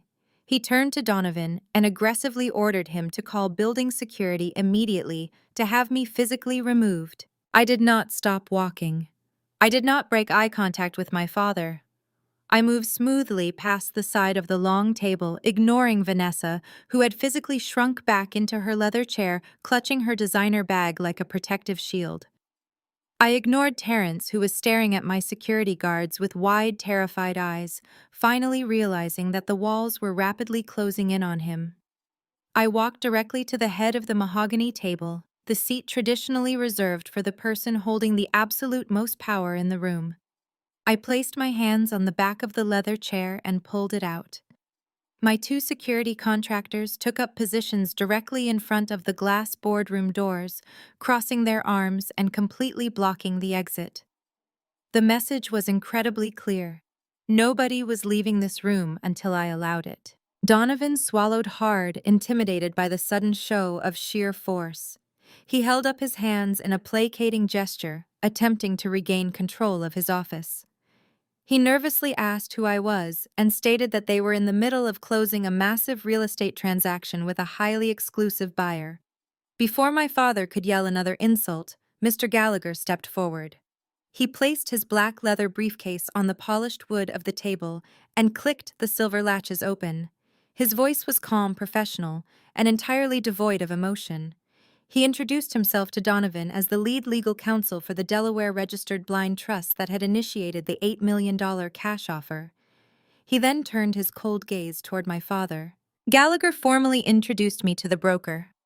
He stated that I was Sloan, the founder and chief executive officer of Apex Capital and the sole beneficiary and controlling manager of the purchasing trust. The words hung in the air, heavy and lethal. Donovan physically staggered back a step, his eyes darting frantically between me and my father. He immediately realized he had been dragged into a massive, highly illegal conflict. My mother, Brenda, let out a sharp gasp, her hand flying up to cover her mouth. All the color drained from her perfectly made-up face. She looked at me as if she was staring at a ghost. Richard stood frozen, his mouth opening and closing as his brain desperately tried to process the catastrophic reality of the situation. The arrogant patriarch who had gleefully signed away my inheritance 5 years ago was entirely gone, replaced by a terrified, cornered man who finally understood that he had been completely outplayed. He looked at the closing documents spread across the table, then looked back at me. He stammered, his voice cracking under the crushing weight of his own hubris. He asked me what this was. He desperately demanded to know what kind of sick game I was playing. I slowly sat down in the heavy leather chair at the head of the table. I leaned forward, resting my arms on the polished mahogany, and looked directly into his terrified eyes. I kept my voice perfectly level, stripping away every ounce of emotion until only the cold, hard truth remained. I told him that I was not playing a game. I told him I was here to sign for my new house dad. The absolute silence in the boardroom was finally shattered by a sharp, panicked gasp from my mother. She pressed her back against the leather chair as if attempting to physically distance herself from the terrifying reality unfolding before her eyes.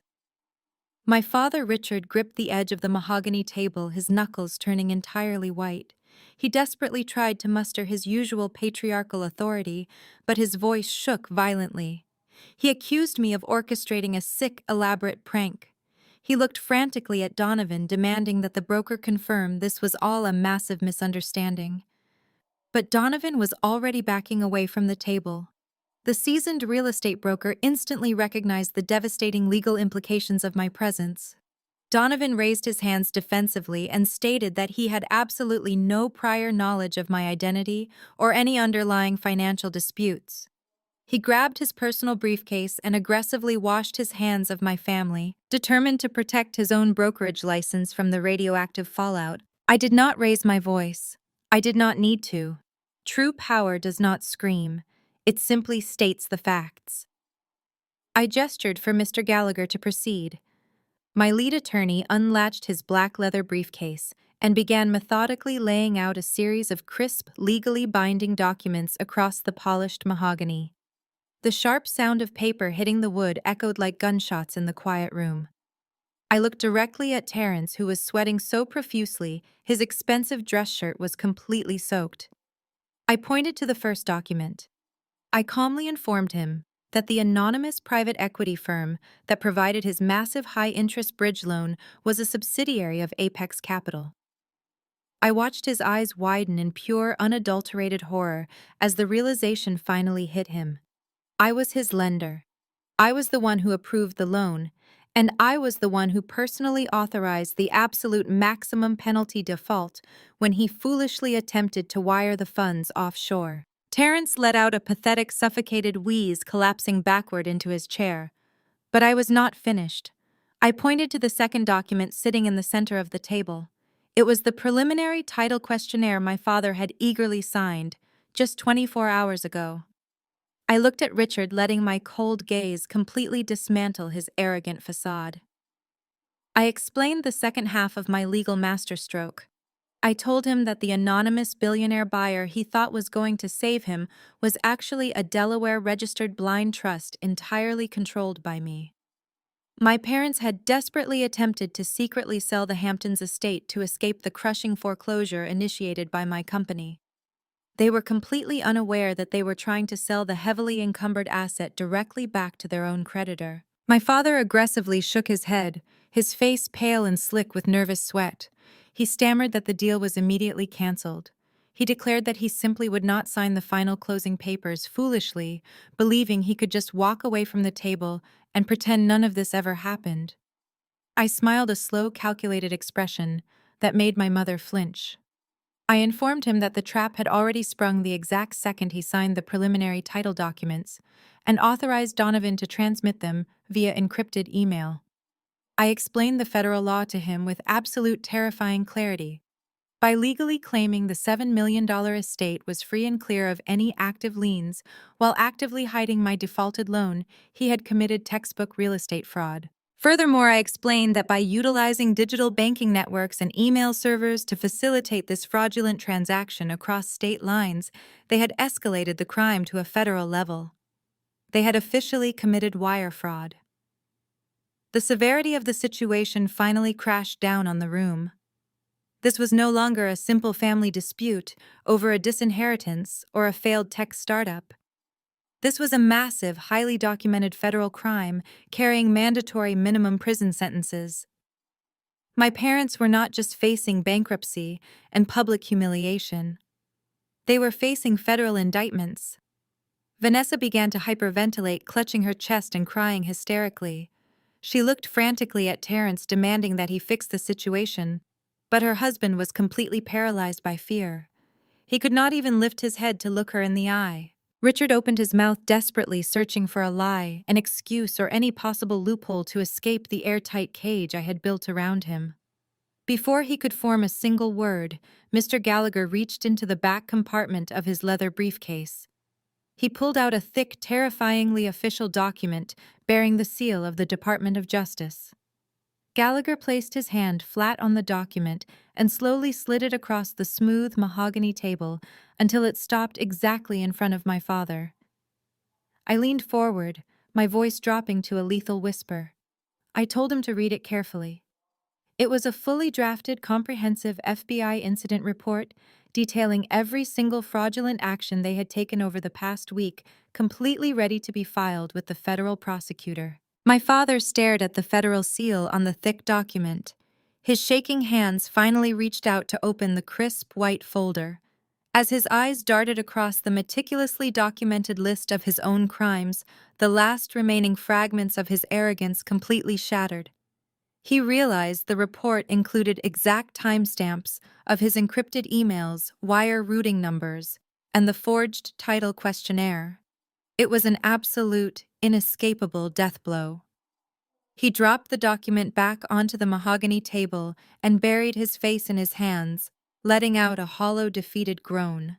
The reality of federal prison finally eclipsed his blinding greed. The sudden realization that they were completely trapped ignited a massive powder keg within the room. The carefully constructed facade of the perfect wealthy family violently imploded. Vanessa, who had been clutching her designer bag like a life preserver, suddenly stood up. She looked at the FBI report, then turned her absolute fury toward her husband. She did not yell at me. She turned entirely on the man she had sworn to love and support. She marched around the edge of the conference table and slapped Terrence directly across the face. The sharp crack echoed loudly through the silent brokerage office. Vanessa screamed at him, her voice completely unhinged. She blamed him for every single thing that had gone wrong. She shouted that he was a pathetic, worthless fraud who had actively destroyed her life and stolen her inheritance. She aggressively pointed her finger in his face, crying that she was going to divorce him the second she left this building. Terrence stood frozen for a fraction of a second, the red mark blossoming on his cheek. The sheer humiliation of being physically struck by his wife in front of the very people he had tried to swindle was too much for his fragile narcissistic ego to process. He completely snapped. He let out a primal roar of sheer rage and lunged directly across the room toward me.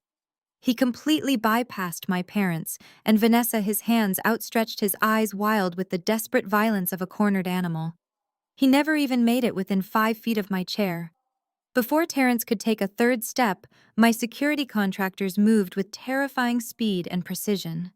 The massive guard on my left lunged forward, intercepted Terrence in mid-stride, and slammed him violently into the glass wall of the boardroom.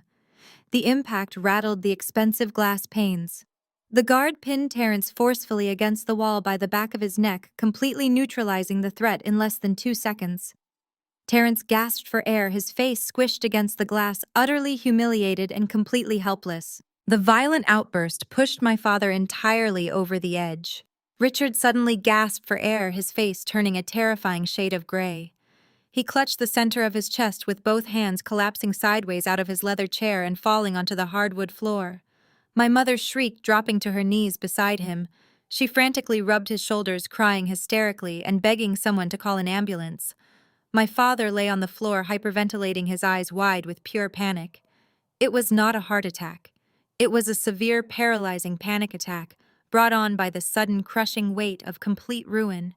He was experiencing the exact same suffocating fear he had inflicted on me 5 years ago when he stripped away my future. I did not flinch. I did not move to help him.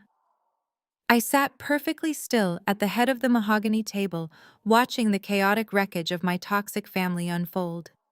I waited for the screaming to die down, for the heavy, ragged breathing to fill the room. When my father finally managed to sit up, leaning heavily against my mother, I delivered my final terms. I told them they had exactly one chance to avoid spending the next 10 years in a federal penitentiary. I signaled to Mr. Gallagher, who pulled a final single-page document from his briefcase and placed it next to the FBI report. I laid out the ultimatum with absolute terrifying calm. I told them they were going to sign a full, uncontested surrender of the Hamptons estate directly over to Apex Capital, immediately vacating all claims to the property. They would walk out of this brokerage office with absolutely nothing. No offshore accounts, no hidden luxury assets, and no European escapes. In exchange for the deed, I would permanently lock the FBI incident report in my secure company vault. If they ever tried to contact me, retaliate against my firm, or speak my name in public again, the file would be instantly transmitted to the Department of Justice.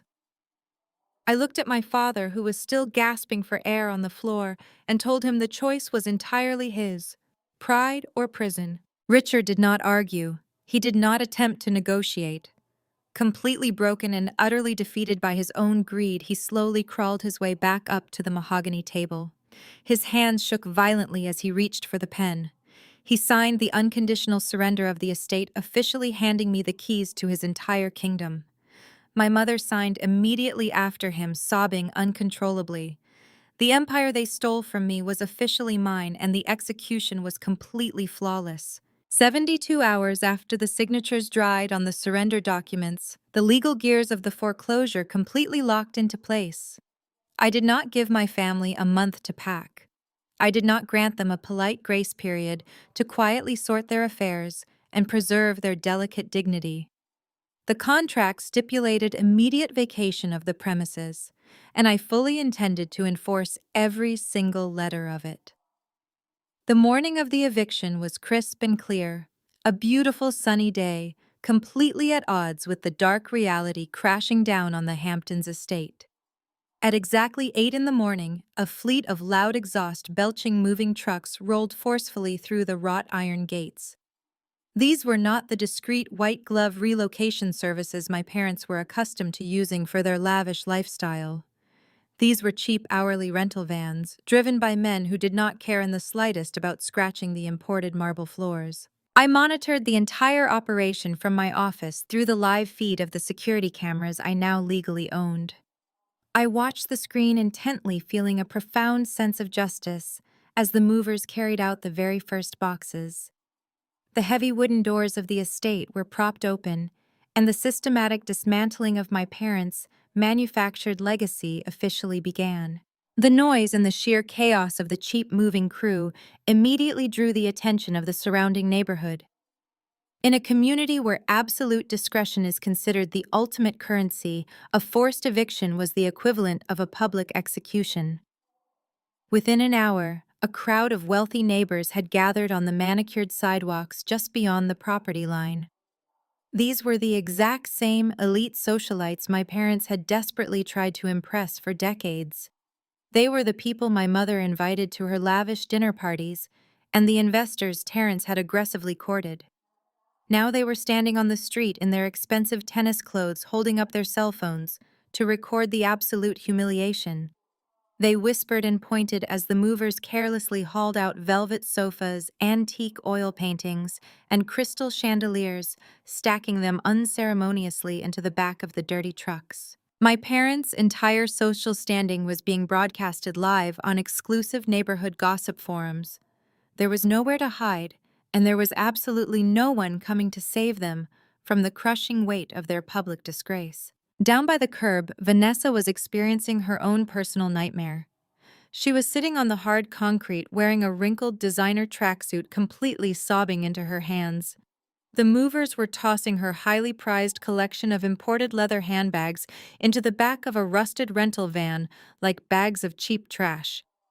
But the most pathetic part of the scene was not the loss of her material possessions. It was the undeniable cowardice driven absence of her husband. When the severe reality of the federal investigation and the total bankruptcy finally set in, Terrence did exactly what arrogant cowards always do. He ran.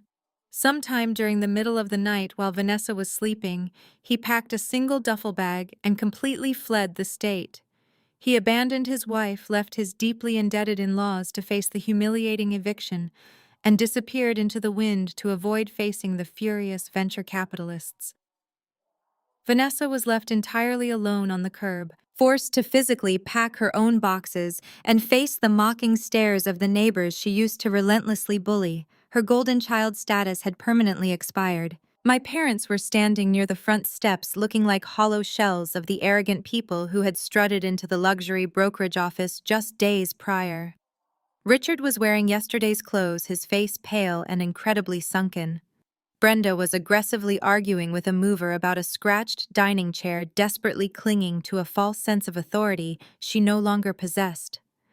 They were completely broken, watching the physical manifestation of their greed being driven away in cheap trucks.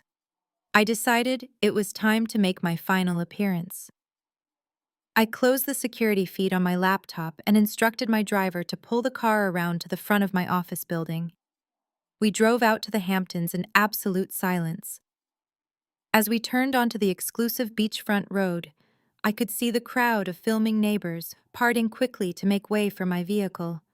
My heavily tinted black armored SUV slowly rolled up the long driveway, the heavy tires crunching loudly against the pristine gravel. The moving crew stopped loading the van. The neighbors lowered their phones. Vanessa looked up from the curb, her tear-streaked face freezing in absolute terror. I was finally returning to the exact same house where they had ruthlessly stripped away my inheritance 5 years ago. The heavy tires of the armored SUV came to a complete stop precisely at the center of the circular driveway, directly between the massive marble fountain and the cheap rental vans. I did not open my door. I did not step out onto the gravel to greet them. I simply sat in the plush leather seat of the climate-controlled cabin, watching the absolute destruction of their lives through the heavily tinted glass. The wealthy neighbors lingering on the streets stretched their necks, their cell phone cameras zoomed in eagerly, waiting for the final act of this incredible public drama. The silence in the driveway was deafening, broken only by the low, powerful hum of my vehicle's engine and the distant sound of Vanessa weeping on the curb. My father Richard could not even bring himself to look at the car. The sheer crushing shame of knowing that his estranged, disinherited daughter was now the legal owner of his entire kingdom completely broke him. He turned his back, staring blankly at the wooden front doors he would never walk through again. But my mother Brenda reacted very differently. The loss of the house was one thing, but the absolute loss of her social status was a physical agony she could not bear. As she stared at my heavily tinted window, the last remaining shred of her aristocratic pride completely snapped. She broke away from the moving truck, her expensive heels stumbling awkwardly over the loose gravel. She rushed toward my vehicle, waving her hands frantically. The moving crew stopped entirely, watching in stunned silence as the former lady of the house completely abandoned her dignity. Brenda reached the side of my SUV and slammed her palms flat against the tinted glass, leaving desperate, sweaty handprints on the pristine exterior. I pressed the button on my armrest. The heavy, bulletproof glass slowly glided down, letting the warm ocean breeze and the sounds of her panicked breathing into the quiet cabin. I looked down at her from my elevated seat. Her meticulously styled hair was a chaotic mess. Her expensive mascara was smeared down her cheeks, mixing with dirt and sweat. She looked entirely unrecognizable from the arrogant, perfectly composed matriarch who had laughed at me during the charity gala just weeks prior. When our eyes met, Brenda did not scream. She did not threaten me or hurl vicious insults like Vanessa had. Instead, her legs completely gave out. She collapsed downward physically, falling to her knees on the sharp gravel right beside my door. The neighbors gasped audibly. The ultimate socialite was kneeling in the dirt, begging for mercy in front of the entire neighborhood. She reached up, her shaking fingers gripping the bottom edge of my open window. She began to beg, her voice cracking with raw, unadulterated desperation. She cried that they had nowhere to go. She admitted that their bank accounts were completely frozen, and that Terrence had stolen whatever emergency cash they had left before fleeing into the night. She looked up at me, tears streaming down her face, and pleaded for a compromise. She did not ask to keep the main estate.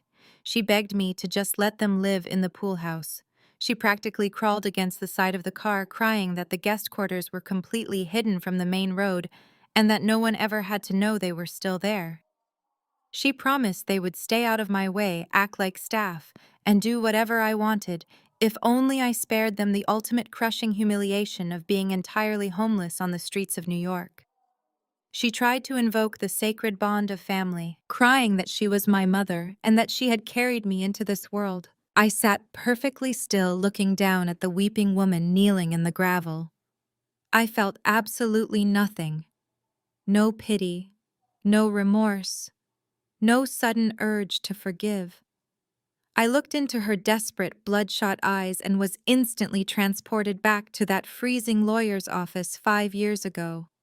I remembered standing there, with nothing, completely stripped of my future, while she sat in her comfortable leather chair and sneered at my pain.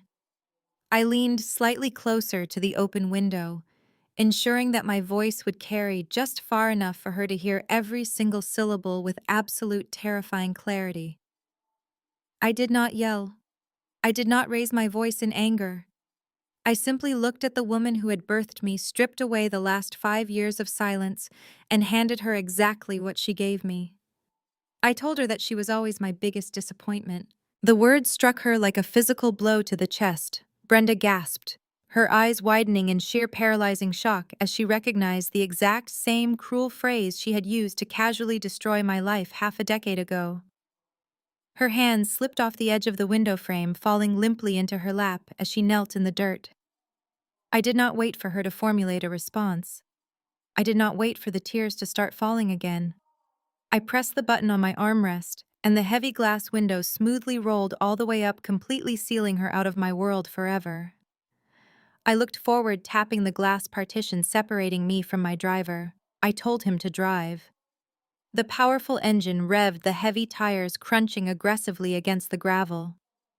The armored SUV pulled smoothly forward, accelerating straight through the wrought iron gates and leaving my mother kneeling in the thick, suffocating dust of her own ruined empire. I watched my mother shrink into a tiny, pathetic speck in the rearview mirror as the heavy iron gates of the estate securely closed behind my vehicle. The dust settled over the driveway, permanently burying the toxic legacy of my blood relatives. The weeks that followed played out exactly like a perfectly orchestrated symphony of absolute destruction. I did not have to lift another finger. The legal and financial traps I had meticulously set simply ran their natural course, grinding my family into fine powder. Terrence never even made it out of the tri-state area. His desperate attempt to flee the furious venture capitalists ended abruptly in a cheap, neon-lit roadside motel in New Jersey. Federal agents from the Securities and Exchange Commission, working in tandem with the FBI, kicked his door off its hinges before the sun even came up. He is currently sitting in a federal holding cell wearing a standard-issue orange jumpsuit, completely stripped of his arrogant tech visionary persona. He is facing dozens of federal counts of wire fraud, embezzlement, and severe securities violations. The powerful men he tried to swindle are aggressively utilizing their elite legal teams to ensure he will not see the outside of a maximum security prison for at least 2 decades. Vanessa found out the incredibly hard way that a designer wardrobe and an inflated sense of superiority do not pay the rent. Completely abandoned by her husband and her parents, she was forced to face the brutal reality of the working class she used to openly mock. She took a minimum-wage retail job at a high-end department store in the city. The woman who once threatened to destroy a small business owner over floral arrangements now spends her days on her feet, folding discounted sweaters and fetching different shoe sizes.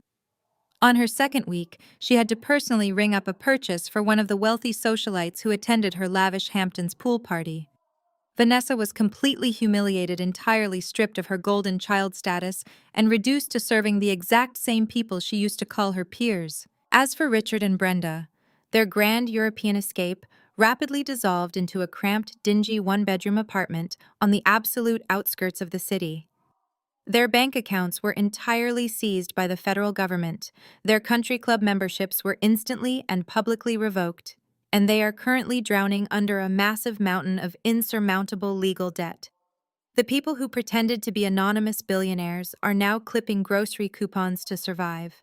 They live in constant suffocating fear, terrified to answer their own peeling front door because they know aggressive process servers are still actively hunting them down for unpaid vendor invoices from Terrence's fake empire. I stood on the massive wraparound mahogany balcony of the Hamptons estate, feeling the cool ocean breeze wash over my face. I had completely gutted the interior the exact moment the eviction was finalized. Every single piece of their tacky, pretentious furniture had been thrown into a landfill. The walls were painted crisp white, the imported marble floors were polished, and the sprawling space was finally cleansed of their deeply suffocating presence. As I looked out over the crashing waves of the Atlantic, I searched my heart for even a single ounce of guilt. I searched my conscience for a twinge of regret or sadness over systematically destroying my own bloodline. There was absolutely nothing. I felt lighter than I had in my entire life. I felt the profound, unshakable peace that only comes from completely excising a malignant tumor. Behind me, the bright sound of crystal clinking brought me back to the present. I turned around to face the expansive, newly renovated living room. It was not filled with shallow socialites, fake friends, or arrogant tech frauds. It was filled with my chosen family. Mr. Gallagher sat on the modern leather sofa, reviewing a quarterly earnings report with a highly satisfied smile. My lead analysts, my corporate communications director, and the core executive team of Apex Capital were gathered around the massive kitchen island, laughing and sharing stories. These were the loyal people who stood by me, the brilliant minds who helped me build my multi-million-dollar empire from the frozen ground up. I picked up a chilled glass of vintage champagne from the patio table. I stepped through the sliding glass doors and raised my glass high. The room immediately went quiet, all eyes turning toward me with absolute unwavering respect. I looked at the incredible team I had assembled. I told them that society constantly preaches a highly toxic lie. Society dictates that family is everything, that blood demands blind loyalty, and that you must endlessly forgive the people who continuously try to break you. I took a slow sip of my champagne, savoring the crisp, incredibly sweet taste of absolute victory. I delivered my final truth to the silent room. I stated that you do not owe your success, your peace, or your sanity to anyone who treated you like a disposable stepping stone. Boundaries are not polite requests, they are heavily fortified walls. And when toxic people arrogantly try to break down those walls, you do not just push them away. You make them pay a catastrophic, unforgettable price for every single inch of space they ever dared to take up in your life. The story vividly illustrates the vital importance of establishing uncompromising boundaries, especially with toxic family members. Society frequently pressures individuals to endlessly forgive abusive relatives under the guise of blood loyalty. However, this narrative serves as a stark, powerful reminder that shared DNA never excuses continuous manipulation, cruelty, or financial exploitation. Your well-being and ultimate success should always be shared with a chosen circle that genuinely respects you, rather than relatives who view you merely as a disposable asset. Evaluate your inner circle today and firmly enforce the strict boundaries necessary to completely protect your mental peace and personal future.